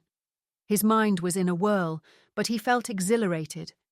It seemed like an age since he'd left the police, and he hadn't realised until that moment how much he'd missed having a crisis to deal with. He'd rather Charlotte hadn't been the one at risk, though. He just hoped the protection would get there quickly. Once he had a list of possible suspects from Charlotte and Helena, he'd start looking into them. Of course, he could be completely wrong and it might just have been an accident, but the fact that Oliver Trent apparently didn't exist reminded him that something wasn't right. He went into Charlotte's office and dialed Idris's phone number. Idris answered quickly. All right, Angus, have you been able to find out who was behind my kidnapping yet? Angus felt himself tense up. I need to talk to you in person. Where are you? Why? You've heard about Charlotte, I take it. No, what's happened? She was hit by a car. There was a long pause. That's terrible. Is she okay? She will be. Are you still near Exeter? I need to talk to you. I'm in Wales at my farmhouse. It's where I go to get away from everything. Give me the address and I'll be there as soon as I can. Chapter 20. It took Angus nearly 3 hours to drive to Idris's place in Wales. The M5 section was quick, but the property was in the sticks, and the winding rural roads seemed to go on forever. When he pulled up outside the farmhouse's metal gates, he pressed the buzzer. Yeah, said a voice from the speaker. Angus Darrow to see Idris Bevan. The voice came through again. Drive through and park in front of the house. The gates slowly opened, and Angus drove on. A long winding road led to the Tudor-style farmhouse. He parked close to it and turned off the engine. A burly man with an earpiece dressed in black and holding a handheld metal detector stood by the main entrance. You, Angus Darrow? He said in a flat voice when Angus got out. Angus nodded. Got some ID? Angus took out his wallet and found his driver's licence. The man looked at it, then handed it back. Arms up, please. Angus obliged and the man waved the detector around him.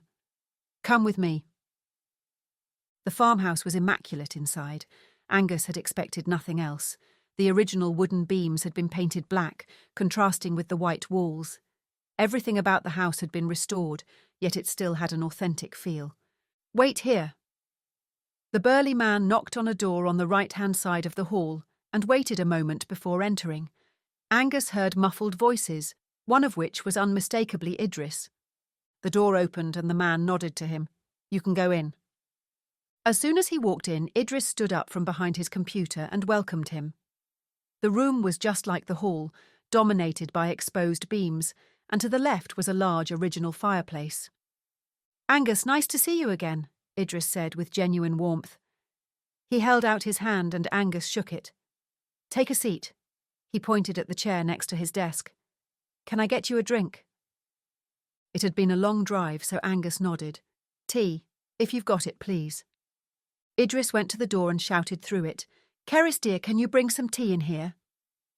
Angus heard the faint yes of an old woman's voice. Idris came back and sat behind his desk. Ceres is my housekeeper. She's getting past it, but she's wonderful. Friend of my aunt. Keeping it in the family, sort of. Angus nodded and looked at a small bookshelf on the other wall. It contained a few self-help books, a picture frame with the words, When nothing goes right, go left, written inside in calligraphy, and another frame beside it which read, If you don't like where you are, then change it. You are not a tree. Idris leaned back in his chair and looked at Angus. I'm surprised that you came all this way to speak to me. We could have done it on the phone or Zoom, you know. I wanted to talk to you in person. Old style, eh? Terrible news about Charlotte. Will she be all right? She will be. She's recovering. How did it happen? She was hit by a car in Exeter. Nasty. Idris shook his head. It was unfortunate. Well, fire away, Angus. What did you want to talk to me about? Angus took out his notebook and pen. I wondered if you'd mind going over the kidnapping with me again. I know you've spoken about it already, but I want to go over the details. I told you and Mark everything already. Idris waved his hand in a dismissive manner. Which bit? All of it? Because, to be honest, I'm trying to move on. Angus nodded. You said you only ever saw one kidnapper. Are you absolutely sure of that? Yes. Did you see any other person after you were taken to the place where you were held? No, I told you all this before. Idris looked aggrieved. And you never saw their face? As I told you, no. Angus took out his phone and showed Idris the still of Oliver Trent, which Ewan had screen-grabbed from TikTok and sent him. Do you recognise this man? Idris examined the image, then shook his head. Never seen him before. Are you sure? Pretty sure. He doesn't look familiar. Could he have been an ex-employee at your cybersecurity company? At CI Cyber? He shook his head again. I knew all the employees and he wasn't one of them. Angus put his phone on the desk. Does he look anything like the kidnapper? I don't think so. But like I said before, he wore a balaclava the whole time. You saw his eyes, though. Angus picked up the phone and held it in front of Idris again. Look at the eyes. Idris shook his head yet again, but there was something in the reaction that didn't sit right with Angus, though he couldn't say what. You said in the original interview that the kidnapper didn't speak to you except when necessary. That's right. Angus stared at Idris. He was sure he was lying. Then Idris's left eyelid flickered and Angus knew he was hiding something. Come on, you need to tell me. What's the point, Angus? You won't find out who it was if the police can't. You'd be surprised. Angus leaned forward. Tell me what the kidnapper said to you. I want to get to the bottom of why they released you. Idris glared at him. So you can accuse me of setting the whole thing up too? I don't think you set the whole thing up. Charlotte doesn't either. She said you'd never waste police time like that. Idris leaned back in the chair, looking relieved. He sighed, then rubbed his hand over his face and sat forward. Look, I did talk to him. I tried to engage with him, to get him to sympathise with me. Angus opened his mouth, then decided to stay silent and let Idris speak. When we got to the garage, he sat me in front of a computer. He had this device, some kind of hard disk, that he wanted me to hack into, break the encryption. I told him that I didn't know anything about encryption, because I'm not that good with technology. What did he do when you told him that? He didn't believe me. He said that I couldn't have found out how to stop the King Imperial virus without some skills. So I told him it was Charlotte who did all that. She was the one who worked out how to stop that one and loads of others. Bloody genius she is. Angus sat bolt upright. Wait, what? I told him Charlotte was the one with all the tech skills, said Idris. Well, it's the truth. Credit where credit's due. He smiled. It might not have worked out with us, but she's always been good at that stuff. Angus wrote quickly on his notepad as Idris spoke. When he'd got it down, he paused for a moment, thinking of his next question. What happened when you explained that to the kidnapper? He started to get angry and said I was a fraud. I thought he was going to kill me. I told him I wasn't a fraud, that I'd worked on the business and admin side while Charlotte did the techie stuff, that we'd worked as a team, that she'd done some kind of decryption on the virus. Why did he think it was you who found a fix to the virus? Idris looked out of the window. I don't know. You told people you'd found it, didn't you? Idris took a deep breath. Some people assumed it was me, and I didn't deny it. Angus had tried to judge Idris on his own merits, rather than on what he'd heard or seen on TV, but now he really despised him. Did he tell you why he wanted the disk decrypted? Idris shook his head. I didn't ask, didn't want to upset him. He was pretty upset already. He still kept you for nearly 2 days after you told him this. He thought I was lying and told me to try to decrypt it. I still thought he was going to kill me. I gave it a go at one point, but I didn't have a clue.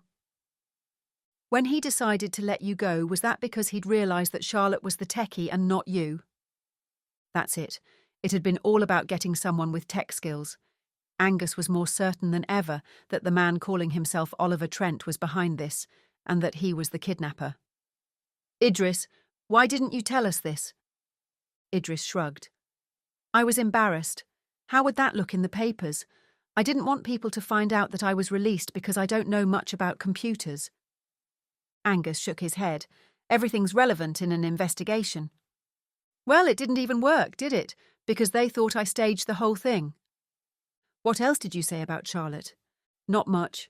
Just about setting the company up with her and that we'd divorced. What else? Just that we built the business up by helping companies to prevent hacking and other cyber threats. Angus finished writing and looked up at Idris, who was studying him. Is there anything else you haven't told the police that I should know? Idris shook his head. Number is Charlotte paying you to try and find out who kidnapped me? No. Then why are you so keen on finding out every detail? Angus pondered whether he should say anything, then he found he couldn't hold back. Because I think that whoever kidnapped you is after Charlotte. Chapter 21. Idris laughed. That's stupid. Why would he kidnap her? His tone was derisive. Angus glared at him. Because he thinks she can decrypt the hard drive that you couldn't, maybe. I guess so. You'd better get her to keep an eye out then. Angus took a deep breath. It was rare for him to lose his rag, but he was fighting back his anger. Idris must have known the kidnapper would go after Charlotte. It was the logical conclusion. His thoughts were interrupted by Idris. So tell me, are you and Charlotte a thing? Angus felt himself flush slightly. We're just work colleagues, he said flatly. Right, Idris said in a slightly sarcastic tone. None of your business anyway, thought Angus. Look, I might have cheated on Cha-Cha, but I still care about her.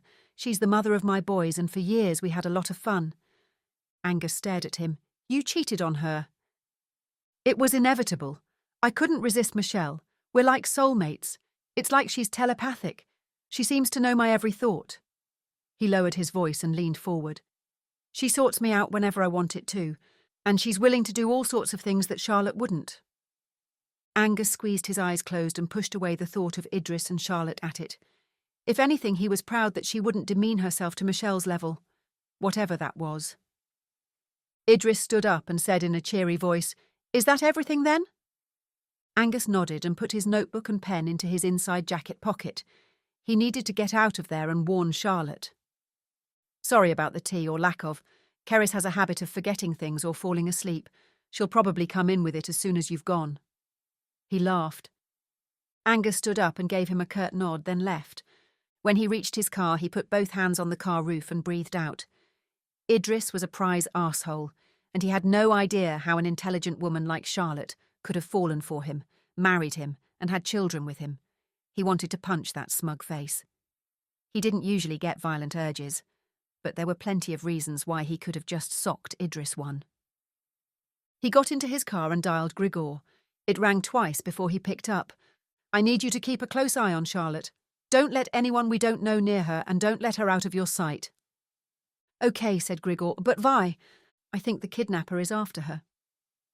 I will never leave her side, Grigor assured him. Next, Angus called Woody and updated him on his conversation with Idris. The little shit, said Woody through gritted teeth.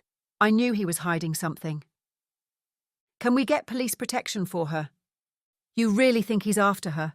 Said Woody. I mean, she's not well at the moment. She won't be much use to anyone. I don't think he'd care. I'll try, but I don't think they'll go for it. Unless there's been a direct threat, it's unlikely. Helena is already arranging some private protection. Good. Well done, mate. I knew I could rely on you, Woody said. I thought you might think I was paranoid. Well, I did wonder if you might have other reasons to protect Charlotte. Angus had no answer to that, and he wasn't willing to say anything, so swiftly ended the call. As he drove back to Exeter, his mind swirled with the possible implications.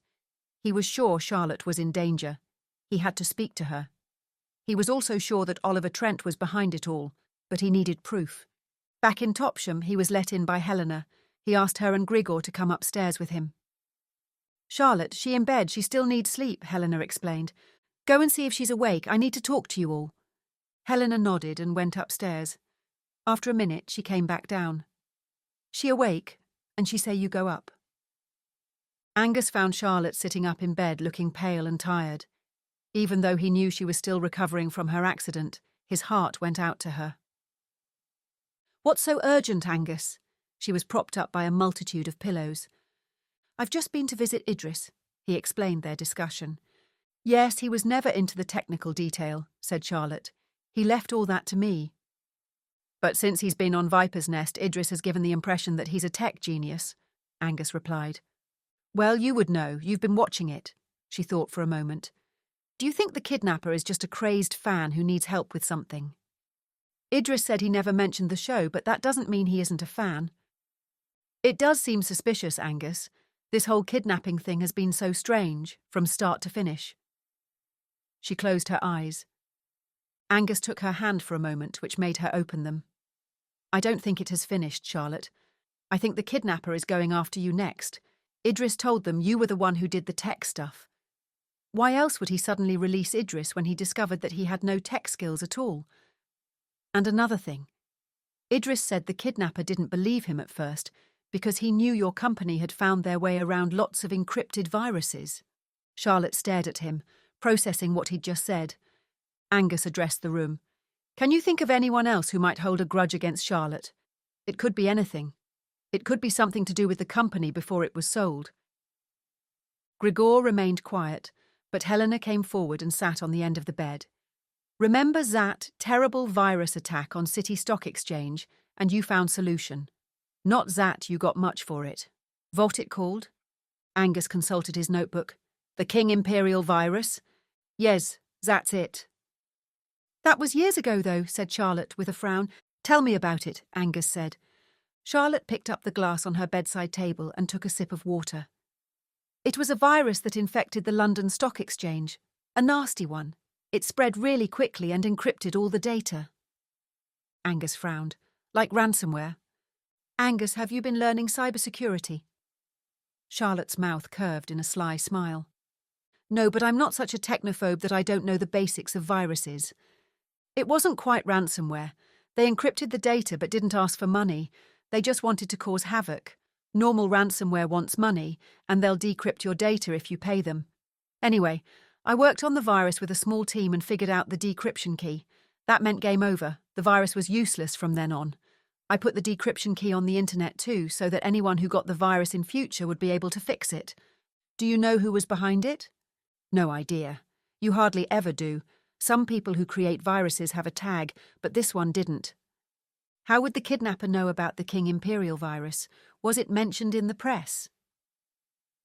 "The stock market going down was in the papers, but I'm not sure the name of the virus was mentioned." "I'll get Ewan to check." Angus took out his phone and texted him. "You'll be happy to know I've spoken to Ross and he's arranged an armed guard for me," said Charlotte. "They should be here in 48 hours. Angus sighed and Charlotte looked at him. "What? Is that the soonest they can get here?" "Yes. I was hoping they'd come immediately. Forgive me, but I'd have thought that with all your money, you could get people to do what you want as soon as you want it. Do you really think I need protection? I'm sure this was just someone who wanted help." "I want you to go into hiding until the armed guard arrives," Angus told her. "Really?" She folded her arms. "Are you sure you're not being paranoid? My home is safer than being out there." "I'm being cautious, nothing wrong with cautious.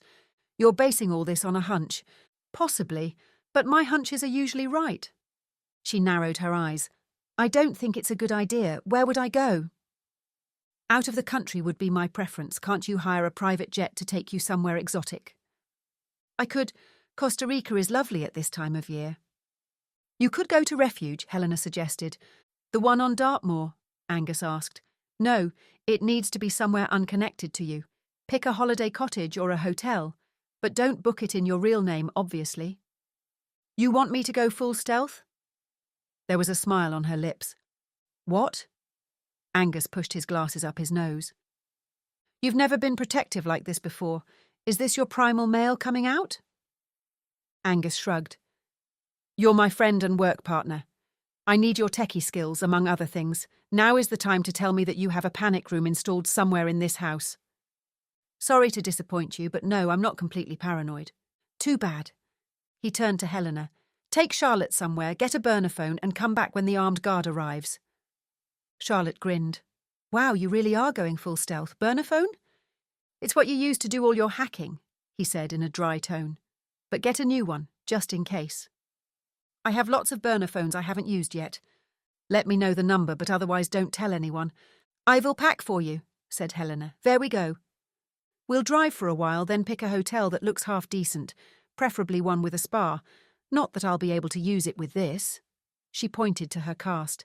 I'm just about able to move around, but crutches are much harder to use than you'd think. Pay in cash, Angus said. Charlotte raised her eyebrows. Does anyone even take cash anymore? Plenty do. Angus moved to the door. If I'm wrong, you can berate me for evermore. I hope I am. He left the room without waiting for her answer. He was sure he wasn't being paranoid, but this was a nightmare. Charlotte thought he was mad and she was just humouring him, but the worst of it was that he had no idea how to find Oliver Trent. If the police, with all their resources, couldn't do it, could he? Chapter 22. The pain in Charlotte's leg woke her the next morning. The small amount of light getting past the curtains allowed her to look around the unfamiliar room. A wave of panic went through her. For a moment she wondered if she had been kidnapped, then she remembered Angus's plan for her to hide. She was in a grotty bedroom somewhere near Crediton, just north of Exeter.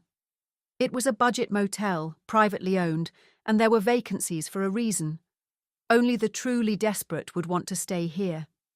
The room was tiny and looked like it had last been decorated decades ago. The bathroom had a toilet, sink, and shower, and although it was clean, they needed ripping out and replacing with something made this century. The night before, Helena had packed them both suitcases and driven until they found it. Too obvious to pick expensive hotel, Helena said as she pulled up outside. I don't think this is a good idea, Charlotte replied. I hate poky little hotels. This one looks dodgy too. Helena had dismissed her protestations. You put up with it, better Zan Hospital. Do you think Angus is being paranoid? Helena shrugged. Maybe, but better safe, Zan, sorry.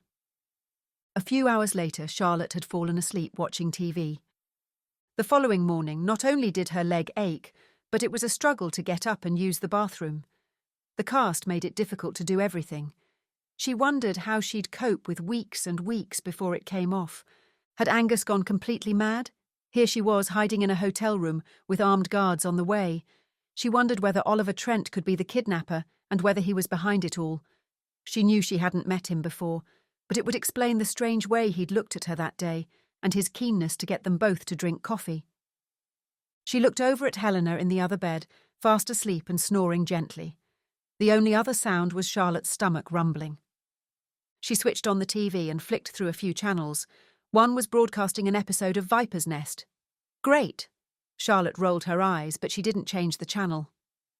Unfortunately, it was an episode with Idris. The Vipers were being pitched a small business idea by a young woman in her 20s. She wore a smock pinafore dress with 2 large pockets on the front and stood next to some mannequins wearing similar dresses of different colours. Good afternoon, Vipers. My name is Amanda and I run a small business called We Want Pockets. I make clothes for women, all of which have large pockets. All the materials used are ethically sourced and I only use natural fibres. I'm after £100,000 for 10% of the business. Charlotte watched, interested. First up to quiz her was the only female Viper, Sally Hicks. How long have you been trading? 3 years, Amanda replied. How many have you sold in your last financial year? Amanda lifted her chin in pride. Nearly 3,000. Sally nodded. And what is the markup for each item? In turn, the Vipers questioned Amanda about her business. Idris was last, sitting with an empty notebook and pen. He put the end of the pen to his mouth, then said, I've listened with interest, Amanda, but I have to say I'm not keen on the style. Are you planning any other lines of clothes? Amanda smiled. Yes. I plan to have shorts, trousers, smock tops, bikinis and swimsuits, even wedding dresses. She laughed. Wedding dresses with pockets. Idris stared at her. Charlotte knew that look. It was distaste. Look, your clothing is nice enough, but I just can't see a mass market for it. Women like to emphasize their curves and show them off, don't they? It was a statement, not a question. Why would you want to hide them behind massive, godforsaken pockets? Anyway, women have handbags. They don't need pockets. Amanda's face fell. Sorry, Petal, but I'm out. I don't want to be out of pocket by investing in you." He shook his head. The presenter provided a voiceover as Amanda walked out. Not the reception Amanda was hoping for. With Idris Bevan out, that's it for Amanda and her pockets. The shot changed to Amanda outside the Viper building, being interviewed by the presenter. "Are you disappointed?" Amanda was clearly holding back tears, but smiled. "Of course I am, but I'll keep going. I believe in my product, and the feedback I've had from my customers means I won't stop." The programme cut to a commercial break. Charlotte picked up her burner phone and went to the We Love Pockets website. She made a mental note to order something when she got home. Angus knocked on Ewan's bedroom door and went in. "Ewan, I need you to do something for me." He was in the middle of a shooting game on the laptop, too absorbed to notice Angus. Rubbish littered the floor, and the room stank of stale teenager. He was wearing large headphones with a microphone attached. "Shoot him," he said into the mic. "Round the back of the hut, come on." The screen showed his army avatar running around in what looked like a war zone. Angus moved closer. "Ewan, I need you to do something for me." Ewan glanced at Angus, then turned back to the game and fired his gun at the soldier in front of him. There was an explosion and the game ended. "I'm dead," he said to whoever he was playing with. He took off his headphones and looked at Angus properly. "All right, Uncle Ang. I said that I need you to do something for me." "Yeah, I know. Clean the bathroom. I was just about to do it." "The bathroom can wait. I need you to do something on that." He indicated the laptop. "Cool. I need you to find the owner of the Airbnb that Oliver Trent used." "Okay." Ewan began typing and the Airbnb website appeared. He searched for the property Oliver Trent had used. "Is this it?" "That's the one," said Angus. Ewan clicked on the listing. "It says here that the property is hosted by Jennifer Parker." "Wait, what?" Angus turned the screen towards him to look at the host photo. "That's the nurse from the other day, the one who was looking after Charlotte." Ewan clicked on the small round photo. Her profile says, "Hi, I'm Jen. I'm a part-time nurse and love hosting travellers." Angus pushed his glasses up his nose. That's no coincidence. He went downstairs, his mind in a whirl. Could Jen be connected to Oliver Trent? He needed to talk to Fiona. She had arranged the nurses. He rang her number, but there was no answer. She must be at work. He rang the main number at the hospital and asked to be put through to Fiona, but was told that she was in theatre and wouldn't be out for hours. He went back upstairs to Ewan. "I need you to find out as much as you can about Jennifer Parker. Just like I did with Oliver Trent." "Yes, but I think Jennifer Parker is a real person." Ewan began typing rapidly. Angus watched him, frowning. "Did Charlotte teach you how to hack?" he asked. Ewan didn't look up. "Of course not, Uncle Angus. Hacking's illegal." But the smile on Ewan's lips told him otherwise. Angus considered asking Ewan to hack into Jennifer's Airbnb account, but dismissed the idea. Getting a minor to illegally hack a website was a step too far. Duncan would never speak to him again. He needed Charlotte for that, but he wasn't going to contact her unless it was absolutely necessary. An hour later, Angus was on his way to Jennifer's address, a house in the village of Cristo, on the edge of Dartmoor, and close to the Airbnb. Cristo was one of the most sought-after locations in Devon. Ewan had found her address quickly, and more importantly, without breaking the law. Jennifer's house was a mid-terrace in the centre of the village. He parked farther up the road and knocked on the door. A moment later, Jen opened it. It took her a moment to recognise him. When she did, she tried to close the door, but Angus put his foot in the way. He pushed his way in, and she retreated into the hall. "What do you want?" She was dressed in black sweatpants and an oversized pale green t-shirt. Angus closed the front door behind him. "I want to know how you know Oliver Trent, or whoever he really is." "Never heard of him." Her voice and face were deadpan. "Really, you're going to try that one, are you?" Jen bolted into the lounge and Angus followed. She grabbed her mobile phone. "Get out, or I'll call the police." Angus shrugged. "Call them if you like. I'm sure they'll be interested to hear about your connection with the man who abducted Idris Bevan." "Look, I didn't know he was behind that, not at first." She took a step back. "And just tell me where he is." "I don't know." Angus indicated the chair beside her. "Sit down. I just want information about Oliver Trent. Then I'll go." She eyed him warily, then did as he asked. Angus sat down opposite her. What's his real name? Jen breathed deeply. She was deciding whether or not to tell him. Nathan Fisher, she said eventually. And how do you know him? He's my daughter's father. We're not together, not anymore. Why did he use your Airbnb house? He was staying there for a few days. He does sometimes when he's visiting Isla. Isla is your daughter? Yeah. Angus looked around and saw a few toys in the corner of the room. How did you come to own 2 Airbnbs when you work part-time as a nurse? You mean how can I afford it? I inherited one of them and money from my aunt. She didn't have any children. I decided to rent the house out and bought the other with her savings. There was resentment in her voice at having to explain. Angus nodded. When did you know that he'd kidnapped Idris Bevin? Jen's eyes darted around the room. Angus grew impatient. Come on, tell me. Think of your nursing career. She looked him in the eye. Not until after he'd let him go. He came here in the middle of the night, panicking. He said he needed someone good with tech, because people were after him for money he owed. It's always about money, thought Angus. Did he tell you anything else? He said that he'd taken Idris and tried to get him to decrypt something, but he couldn't. He called him a useless cretin. Angus felt that was an accurate description of Idris. He said that if he didn't get it decrypted, he was a dead man. Angus took out his notebook and wrote down Nathan's name. Are you sure he didn't say what was encrypted? She shook her head. Did he ask you to help him? Not with the decryption. I wouldn't have a clue about that sort of stuff. She snorted. He just asked to use the Airbnb so that he could get someone there to help him. Did he tell you how he planned to do that, or who it was? No, I just thought he was going to hire someone. Then the next day he told me to make sure I got the nursing job to look after Charlotte in Topsham. That was easy because the nursing agency owed me a few favours. You didn't ask him why he wanted you to work there, or how he knew about it? Angus felt himself growing angry at how easily it had all been set up. She closed her eyes for a moment. I didn't ask how he knew. Sometimes with Nathan, it's better not to know how he finds things out. He told me she was a cybersecurity expert and he needed her help. What did he tell you to do when you were nursing Charlotte? Not much. Just keep an eye on her and tell him when she was alone, so that he could come in and get her to decrypt it. But she was never alone. There were people around all the time. I was glad. I didn't like spying on her. When Nathan said he needed Charlotte to decrypt something, I told him to just ask her, but he said he couldn't trust her to do it out of goodwill because it was too valuable. Why did you help him? He was desperate.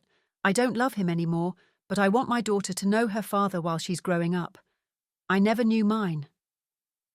Angus studied her face, which was full of remorse. She clearly hadn't realised what she'd been getting into, or that it was too late to back out. Do you know where he is now? He isn't here, is he? No, he stayed the night, but when I woke up this morning, he'd gone. Did he say what he was going to do? No. Angus assessed whether Jen was telling the truth. Nathan could be upstairs right now, but if Jen was lying, she was a very good actress. He stood up. If he contacts you, call me straight away. She nodded. Outside, he paused by his car. He needed to find Nathan, and there wasn't much he could do on his own. First, though, he needed to talk to Charlotte. The call went to voicemail, so he left a message. It's me. Oliver Trent is actually called Nathan Fisher. He's on the loose and he's after you. You need to hold tight and make sure you stay hidden more than ever. Call me back when you get this. Next, he phoned Woody to update him on Oliver Trent's real name and his connection to Jen. Good work, Angus. Stay on the line and I'll do a database check on him. Angus heard Woody typing in the background. A few moments later, Woody spoke. Well, he has a record with quite a few things on it, but nothing major. Assault a few years ago, some domestic disturbances 5 years ago, but no prosecutions. The complainant was Jennifer Parker. She said that they're not together anymore, said Angus. I wonder if she's being coerced into helping him. There haven't been any further complaints, said Woody, but that doesn't mean that he isn't influencing her in some way. They have a daughter together, so it's possible he's been using that to make her get involved. I'll get some female officers round to see what she says. She'll have to come in anyway if she knew he kidnapped Idris and didn't say anything. I'll get hold of Fiona too, though she'll have no idea about any of this. There's no way she'd have hired anyone who might put Charlie in danger. Chapter 23. Charlotte flicked from channel to channel on the motel room TV. There was another episode of Viper's Nest, but she couldn't face watching it. She was seriously bored. She'd never gone this long without using a computer, and chastised herself for not checking that Helena had packed her laptop. She was also hungry, and that wasn't helping. Hangry, more like. Helena was out getting supplies, and she would eat whatever she brought back. She'd asked for pizza, but Helena had insisted on something healthier, especially as Charlotte couldn't exercise until the cast came off. Charlotte knew she should be glad that Helena was looking out for her, but all the same, a bit of pizza wouldn't do any harm. Her burner phone beeped and she picked it up. It was Angus's number. "You need to leave now, he knows where you are, no time to explain. Meet me at Idris Church car park ASAP. Charlotte sat bolt upright, her heart pounding. She typed a reply. "Helena is out getting food, I'll have to wait for her." It was half a minute before he replied, "All right, but get out as quickly as you can." Charlotte phoned Helena, but she didn't answer. She must be driving. She opened her Maps app and looked for the car park. Ide was a small village just outside West Exeter, and although she didn't know it very well, she'd been through it a few times. She grabbed her crutches, stood up and started packing. It was tricky, and she ended up dumping most of the clothes into the case. It was another 20 minutes before Helena came in. She was carrying a takeaway bag from a noodle restaurant. It smelt divine. "That you doing?" she said the moment she saw that Charlotte was out of bed. "You should rest." Charlotte told her about the text from Angus. "He no text me." "Does he normally text you?" "No, but he said he would. Maybe he forgot." "How far is Ide?" Helena asked. "Not far. It'll take about 20 minutes to get there." "I finish pack, you eat." Charlotte didn't argue. She was starving. She sat on the edge of the bed and devoured a large spring roll. The noodles would have to wait. When Helena had finished, she gave the room a quick once-over and they left. At the car park, Charlotte looked around for anyone suspicious. Oliver Trent could be in any car. A few cars were parked, but they were all empty. They got into Helena's car and set off. There wasn't much traffic, so it took them 20 minutes to get to Ide. The medieval church was made of stone and larger than Charlotte remembered. But when they pulled into the church car park, it was empty. Helena stopped the car. "I have bad feeling. Angus no here." "He'll come any minute, I'm sure." Charlotte sent him a text. "We're here." A few moments later, a transit van sped into the car park and parked diagonally in front of them, blocking their exit. The driver was wearing a balaclava. He got out and tried to open the passenger door, but it was locked. "Unlock the door or I'll shoot you through the window." He pointed a handgun at Charlotte. She did as he asked. "Get out!" he yelled. Helena screamed and Charlotte put her hands up. "Get out!" he yelled again. I need the crutches. They're in the back." The man looked at her plaster cast, then the crutches. Keeping the gun trained on her, he opened the back door, picked up the crutches, and gave them to Charlotte. He took a step back. All the time Helena was whimpering. "Get in the van!" he commanded. Charlotte looked at his eyes, the only part of him which showed through the tiny slit of the balaclava, and recognised Oliver Trent. She lifted her leg out of the car and hoisted herself up. "No!" shouted Helena. "I'll be all right," Charlotte replied. "He just wants me to decrypt something. Don't you, Oliver, if that's your real name." She spoke to reassure herself, as well as Helena, and felt her heart rate increase, a secret acknowledgement that she was in danger. Angus's concerned face flashed in front of her. She should have taken his worries over her safety more seriously. She wondered how Oliver knew. "Why don't you take me home, bring whatever you want decrypting, and I'll do it for you." "Shut up!" he shouted. Charlotte bent down and spoke to Helena. "Try not to worry." "She's coming with us!" he shouted. Charlotte narrowed her eyes. "No, she isn't. If you want me to decrypt whatever it is you want decrypted, she stays where she is." She leaned against the car and folded her arms. The gun in his hand wavered as he considered this. "Get in the van," he said a moment later. Charlotte hobbled to the van and got in. Oliver aimed the gun at Helena. Then as Charlotte closed the door, he shot at one of Helena's tyres, puncturing it. She heard Helena scream. Then he got in the van and they drove off. Chapter 24. "Where are you taking me?" Charlotte asked as they headed out of Ide. "Shut up. That isn't very nice. If you want me to hack something for you, you could at least be polite." He glanced at her but said nothing. "You could at least tell me your real name. I know it isn't Oliver Trent." "It's none of your business." That was encouraging. If he was planning to kill her, he'd have no qualms about admitting his real identity. She decided to stay quiet for the time being, and it wasn't long before he was heading on to Dartmoor. "Have you got another Airbnb?" she asked. He didn't reply, but 10 minutes later they pulled up outside a small cottage in the middle of nowhere, with a slate roof and white rendered walls. Inside it was one big room on the ground floor. The kitchen was at the rear, and the front looked like a show home. It was definitely an Airbnb. "Over there," he barked. She hobbled to the small dining table and sat down. He went to the cupboard and pulled out a laptop, then put a removable hard disk on the table. "Break the encryption on this and I won't kill you. I'll let you go. If you can't do it, you'll have to pay me 100 million. He took off the balaclava, and even though she knew his face, it was still a shock to see it. "What's on it?" "Stop asking questions, it's none of your business." Charlotte folded her arms. "Then I won't help you. I'm not getting involved with anything dodgy." "It isn't dodgy." "Then why have you kidnapped me? You could just have asked me to help you." "Because then—" He wagged his finger at her. "Oh no, you're not going to find out." "Then you won't get into the hard disk." She pursed her lips, thinking. "Anyway, I can't help you. You need an encryption expert. I'm not one of those." "You're a hacker, aren't you?" "Yes, but not a cryptologist. I mean, I know some cryptology, but not much." He stared at her. "You're lying." "I'm not." "Yes, you are. You hacked my ransomware. You broke through it." "Wait, what?" He started pacing the room. Charlotte watched his agitated movement. "I know you can break the decryption because you broke my King Imperial virus." He pointed to the hard drive. "If I don't decrypt it, they'll kill me. And probably my daughter, too."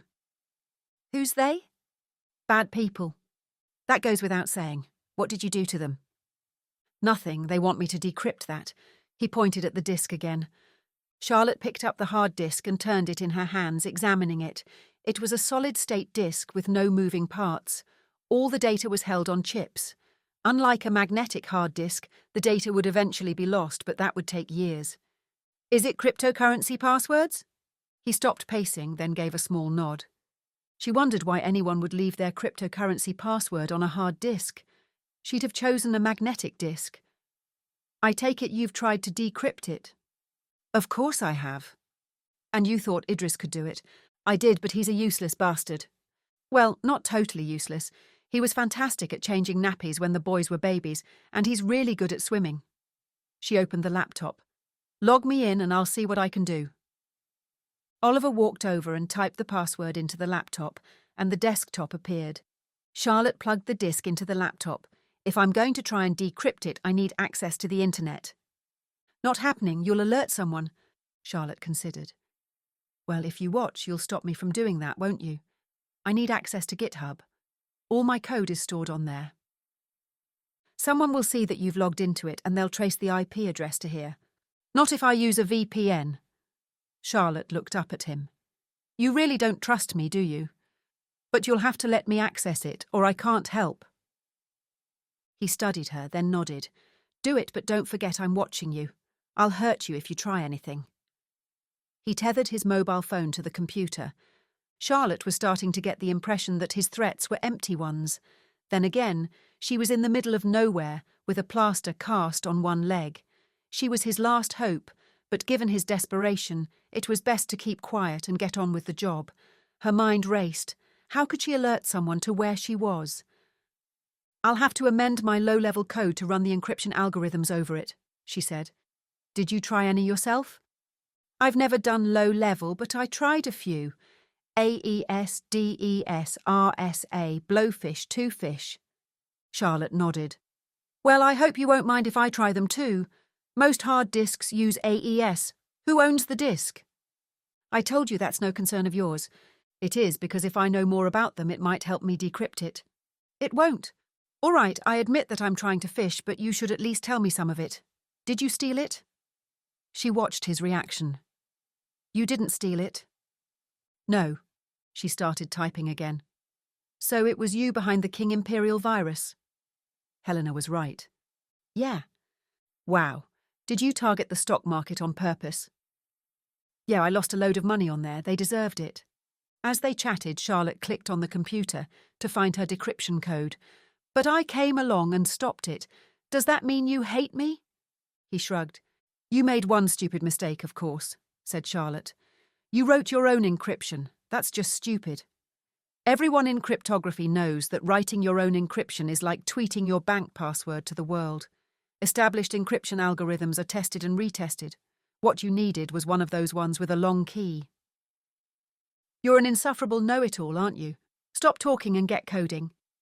It's programming. What? It's called programming. Coding is a common term these days, but it sounds ridiculously amateurish. Fine, stop talking and get programming. Thank you, I will. Charlotte turned back to her code. Chapter 25. Angus arrived home to find Ewan back on his computer game. He didn't have the energy to get him off it, so left him to it. He wasn't sure what to do while he waited for the police to find Nathan. He wanted to get out there and help, but there wasn't much he could do. A few hours later, his phone rang. He picked it up, expecting Charlotte. Even though she wasn't supposed to contact him, he suspected she wouldn't be able to keep that promise. But to his surprise, the display showed it was Helena. Charlotte gone, he got her, she cried as soon as he answered. What? Angus said. He send text. He pretend he you. He make us meet in church car park and he take her. He shoot my car wheel so I no follow. She burst into tears. Angus stood rooted to the spot. How did he pretend he was me? He text. It's your number. I still at car park. Have you called the police? No, I call you first. All right, I'll call Woody. You call Grigor. I'll come and get you. Was he in the same van as when he kidnapped Idris? I think so. Angus's brain was in a spin. All he could think about was that Charlotte was in danger, and his worst fears had come true. When he got to the church car park at Ide, Grigor was there already. Moments later, Woody pulled up in an unmarked car. Angus went straight to Helena, who was hugging Grigor. I will kill him, Grigor said over Helena's head. Not if I get to him first, Angus replied. Woody nodded to Angus. Which way did he drive, Helena? Helena explained, and Woody took out his phone, dialed a number and started barking commands. He kill her, I know he will, Helena said between sobs, then she let go of Grigor. He needs her to decrypt something, said Angus. He won't kill her. But Angus's head was filled with the same doubts. What if? She good at decryption, Helena sniffed. He kill her after. We'll find her before that, said Angus. In the meantime, we need to get your car back on the road. Have you got a spare? Yes. Angus and Grigor headed to the boot and Woody examined the bullet hole in the tyre. I'll need that as evidence. After they'd changed the wheel, Helena assured them that she could drive to Charlotte's house. She and Grigor were determined to wait there for news. When Angus got home, he debated whether or not he should tell Ewan. On the one hand, Ewan should be told the truth. On the other, he wanted to protect him. In the end, it was Ewan who started the conversation when he'd asked what was happening with the case. Angus had told him everything, and Ewan's reaction had been the same as his, anguish and anxiety. Angus wondered whether he would go insane with worry. His heart was racing, he couldn't eat and he was struggling even to drink water. All he could think about was Charlotte and whether she was still alive. What was Nathan doing to her? He wanted her to decrypt the disk and Angus was sure that she'd be able to do it. But what then? Or what if she couldn't decrypt it? What would Nathan do to her? Would he let her go, as he had Idris? Or would he get angry and hurt her? However much Angus tried to stop thoughts like that crowding in, he couldn't. He sat down, then stood up and paced, waiting for his phone to ring, but it stayed silent. Occasionally he would get a text from Helena, asking for news, but nothing else. He flicked through the TV channels to distract himself, but it didn't work. Uncle Angus? Ewan was standing in the doorway. Hi, Ewan, you okay? How's the battle going? Angus asked, referring to the game he'd been playing. Yeah, good, look. Have you eaten? Yeah, Uncle Angus, something weird's going on. Ewan shifted from foot to foot. It might be nothing, but I keep getting this text message on my phone. Angus frowned. What phone? Your dad took yours away. Ewan shrugged. Charlotte lent me a phone. I need it for the course she's got me doing. She said it's a burner phone she uses sometimes. He pulled it out of his pocket. Angus rubbed his jaw. One day when all this is over and Charlotte's safe, I'll have words with her about this. So what's the message? He asked. Famous tools crass. It keeps arriving every minute from a block number. Ewan gave Angus the phone and he saw a string of texts, each saying the same thing. When did they start? About 20 minutes ago. And there are no other messages? No. Could it be some sort of reminder? Something Charlotte set up on the phone, or is it spam? It doesn't look like either of those. Ewan's brow furrowed and suddenly he stared at Angus. I think I know what it is. What 3 words? Angus stared back. What 3 words? What is it, a guessing game? That made Ewan grin. No, you know that app that lets you find a location anywhere in the world without coordinates. You put 3 words in and it pinpoints the location within 10 metres. All the emergency services use it. Angus hadn't heard of the app. It must have been brought in after he left the police. He made a mental note to install the app. It sounded useful. Can you look up the location? Ewan nodded and his thumbs flew over the screen of his phone. It's on Dartmoor, not far from Ide. He held out the phone to Angus. The location shows a house. Do you think it's Charlotte telling us where she is? It's not a coincidence, is it? Hope surged through Angus. Ewan, you beauty, of course it's her. I'll phone Woody and we'll get going. Chapter 26. They met in a lay-by half a mile from the location the app had indicated. Woody was in an unmarked police car, but a van was there too, with an armed response unit. They planned to approach the building by foot to avoid alerting Nathan. One of my boys did a check and it's an Airbnb, said Woody. Looks like he's rented it for a few days. Angus nodded. Not exactly what the owners had in mind, I'll bet. Never mind them. He'll wish he'd never been born when I get my hands on him. Woody's voice was grim, and Angus knew he meant every word. Angus followed the team as they made their way down the lane, moving in on the house. Nathan's van was parked on the drive. The lead officer of the unit motioned to some of his team to move around the back of the building. A couple of minutes later he shouted, "Armed police, open up!" Then he gave his remaining officers the nod, and they attacked the door with a battering ram. After 2 hits, the door gave way and the officers swarmed in, Woody and Angus heading straight after them. By the time they got into the room, Nathan was kneeling on the floor with his hands on his head. Charlotte stood by the table, looking down on him. "Did he hurt you?" Angus asked, concern written all over his face. "Angus!" She threw herself at him in a hug and he caught her just before she fell over. "I'm fine, although I could do with some painkillers. My leg is throbbing." Angus reluctantly let her go and she beamed at him. "Ewan got my messages then?" He nodded. "I have no idea how you did it, but yes, he did." "Smart lad, that Ewan. I wrote a low-level program to automatically text him. Oliver told me early on that he couldn't write in a programming language like that, so he couldn't tell what I was doing. He watched me the whole time as I encoded the message and sent it, but he had no idea." Charlotte reluctantly pulled away from Angus and looked smugly at Nathan, now lying face down on the floor. "I hate to interrupt you two, but it's my turn now." Woody stepped forward. "If he's hurt you, I'll make him wish he'd never been born," Woody said into her ear as he bear-hugged her. "He didn't, I promise." Woody let her go too, and they turned to watch as Nathan was handcuffed and hoisted to his feet. "Is there anyone else, or was it just him?" Woody asked. "Just him," said Charlotte. "He needed me to decrypt a hard drive with cryptocurrency on it. I haven't managed it yet, but give me a bit more time and maybe some coffee and food, and I will." "Oh, and those painkillers." She indicated the laptop and disk. "He didn't harm me. He couldn't. He needed me too much. Although he wasn't very nice to me." She said the last bit to Nathan's face with a distinct smirk. "They'll kill me," Nathan said to the room. "They'll get me in prison. They know people."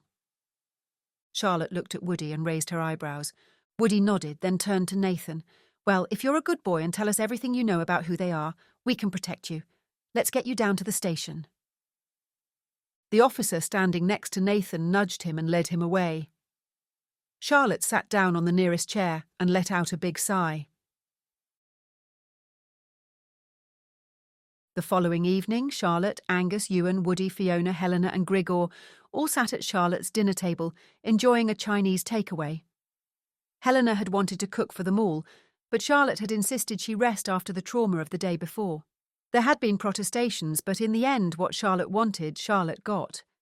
When they'd finished most of the food, Woody turned the conversation to Nathan. He admitted everything at the station eventually. He was too scared of the gang who were after him to say anything at first, but the cyber department sent the disk to GCHQ and they decrypted it. They explained what the encryption was, but it was all gobbledygook to me. Charlotte put her fork down. "Email me the report. I'd love to know which encryption they used." "I will. Anyway, it didn't contain £100 million in cryptocurrency." "Really? Nathan said they were forcing him to decrypt it to write off a debt he owed them." "Let me finish, Charlie. It didn't contain £100 million in cryptocurrency. It was 100 billion. Everyone looked at each other in shock. "Wow," said Charlotte. "That is a lot of money. That gang won't be happy when they find out." "Nope. He'll have to strike a deal and go into witness protection, his daughter too." "What will happen to the money?" "The money will go to the Treasury if they find out that the rightful owners are gang members. Let's hope our elected representatives don't waste it." Woody took a sip of his beer. "And he did force Jen into helping. She came in and gave a statement admitting her part in it, but she's going to claim coercive control." "How he make text look like from Angus?" Helena asked. Woody sat back and rubbed his stomach. "He cloned Angus's phone when he visited Jen. Apparently he was hiding upstairs." "Damn it!" cried Angus. "I nearly went up to look for him, but Jen swore he wasn't there. She's a good liar." He looked at Charlotte. "If I'd checked, you wouldn't have been kidnapped." He lowered his voice. "I'm so sorry." "She claims she didn't know what Nathan was planning," said Woody. "And you believe her?" Angus shot back. "I'm not sure. She did tell you his real name and what he was after, so I'm inclined to believe her." Charlotte shifted in her seat. "This cast is starting to get on my nerves. I'm not sure I can manage week after week of it." Charlotte's comment reminded Angus of something. Did he admit to pushing Charlotte into the path of the car? "He claims it was an accident and he lost his footing." Charlotte snorted. "He had been following her, though," Woody continued. "He put a tracking device in her coat pocket when they met. His plan was to kidnap her then. He'd put MDMA in Angus's coffee and he was going to do the same to Charlie's, but she didn't have a drink. Luckily, Grigor was outside too." Charlotte closed her eyes and exhaled. "My goodness. Remind me never to accept a coffee from anyone again. I'm making my own from now on. He really needed my help, didn't he?" She poured herself more water. "Would you have helped him if he'd just asked you?" Ewan asked. Charlotte shook her head. "No, I'd never help anyone with gangland stuff. They make their money from drugs and prostitution, and that's probably the nicer side of it. I'd never enable that." She smiled at him. "I'm very grateful to you, Ewan. You worked it out quickly. I knew you would. You've got a glittering career ahead of you if you want it." Ewan beamed. "If you're interested in a cybersecurity apprenticeship, I could sort one out for you. You'd get paid and learn at the same time." "Really?" Ewan's grin widened. "That would be ace." His face fell. "I failed my exam, though." "Ingenuity, persistence, and problem-solving matter, not just exams. Anyway, you can retake the exams while you're working. The pay's excellent, too. Cybersecurity is one of the best-paid areas in computing. Talk to your mum and dad, then let me know, but the offer's there. You did well working out that message, and I'll always be grateful." Ewan blushed. They sat in silence until Woody spoke. "While I think of it, have you heard from your ex?" Charlotte sat up straight. "No, but that's fine with me." Helena stood up and went to her bag. "He sells story to Hire Hun magazine." She rummaged, then held up a glossy celebrity magazine.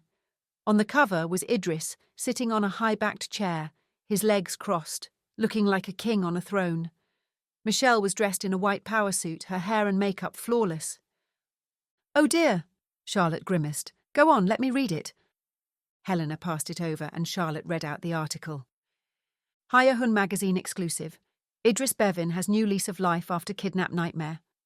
Exclusive photos and interview with Idris Bevin and his glamorous wife Michelle in their London penthouse. After a tumultuous few weeks, Idris Bevin relaxes in his exclusive London suite, located on one of the top floors in the Shard. "It's been a hard few weeks, but the experience has made me a stronger person, and a brush with death is always going to make you appreciate life." He smiles. Idris and his wife Michelle have decided to put the ordeal behind them and forge ahead. Asked if he's going to continue with Viper's Nest, he said, "I'm not quitting now. I want to help entrepreneurs more than ever."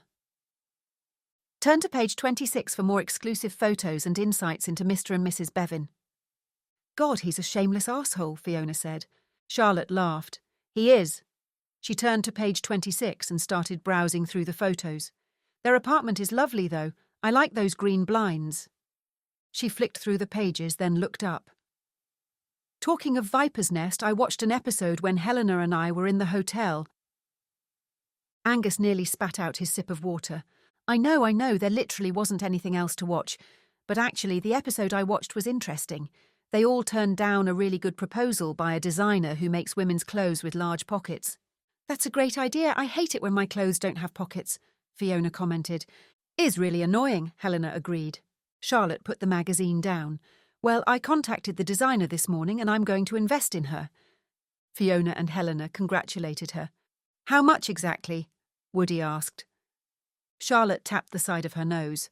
"None of your business, but I did it as an interest-free loan. I don't need the money, of course, but women's pockets are a feminist issue." "Really?" Ewan asked. "Totally," said Charlotte. "Historically, women's clothes didn't have pockets because their husbands carried their money and possessions. They were supposed to show off their figures at all times, especially when fashion got more figure-hugging." Fiona nodded. "It's a fine line between being practical and fashionable. I've never found it, but now I'm nearing 50. I'm going for practical." "And also, if women didn't need bags, then the bag industry would suffer," Fiona replied. "That's true," Woody stated. Fiona smiled. "Well, I think it's a great idea. Will you get some samples for me to try?" "Absolutely, and I can't wait for it to take off and for Idris to wish he'd invested." Woody laughed. "I hope you're not going to scoop up all his Viper's Nest rejects." "No, just the ones I think are good ideas." Angus, who had been sitting and listening, spoke up. "I think you'd be really good on Viper's Nest." Charlotte's face softened. "I don't think that's a good idea, but I'll definitely see if there are similar things to invest in." When the others had gone home, Angus rose and instructed Ewan to wait in the car. "I just need a quick word with Charlotte." He supported her to the office and helped her to a seat. "Is everything all right?" she asked, studying him. Angus paused, trying to arrange his thoughts. "Yes, but I need to tell you something." Her eyes widened. "Sounds serious." "It's nothing bad. In fact, I want you to know that you were brilliant this week." "I'm always brilliant," Charlotte said with a smile and a glint in her eye. "No, I mean it. The way you handled Michelle and Idris, and I know it wasn't easy. After what they did to you." Charlotte shrugged. "It was hard. They mess with my mental health. Then and now." "You're so much better than them. Idris is a complete idiot, not only because he had an affair, but in every other way too." That made Charlotte laugh. "Are you questioning my judgment in marrying him?" Angus held up his hands. "No, and you know that's not what I meant." "Well, despite everything, I have finally moved on from him, and I am happy about it. Misty says I dealt with it really well too." "You did? That must feel good?" She nodded. "It does." Angus took a deep breath. Charlotte's fragile post-divorce state had been one of the reasons why he'd never crossed over the line of friendship. Now, that argument had faded away. Charlotte had got herself together. She sat there, smiling up at him, and Angus felt something more than friendship. He remembered that drunken kiss on the first day they'd met, the feeling of her lips on his. He'd turned her down because she was drunk, but now... He couldn't think of any reason to stop their friendship developing into something more. They worked together, true, and that could complicate things, but only if they broke up. Angus?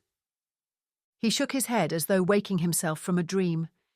He needed to give himself some breathing space and examine his feelings. He had to think this through. If he did something out of turn or in a hurry, it could wreck everything. Sorry. Was that it? You stayed behind because you wanted to inflate my ego? He considered, then smiled. Yes, I did. She inclined her head. Thank you. So, are we taking a few days off before our next case? I think that's a very good idea. You've had a difficult time and I think you need to recharge. Although, to be quite honest, I think you should take a holiday. Isn't there some exotic island you can jet off to? That would give him time and space to think over his new feelings. Her brow knitted. Are you trying to get rid of me? Not at all.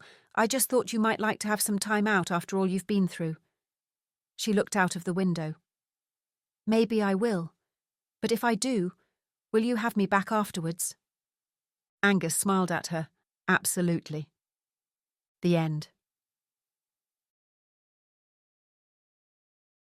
If you want more from Charlotte and Angus, the fourth book is available to listen to. X-Ray Vision, Lockwood and Darrow Book 4. Angus and Charlotte are asked to find out who is behind a blackmail attempt at Devon Rugby, but as they draw nearer to who is behind it, they uncover hidden secrets that put them both in danger.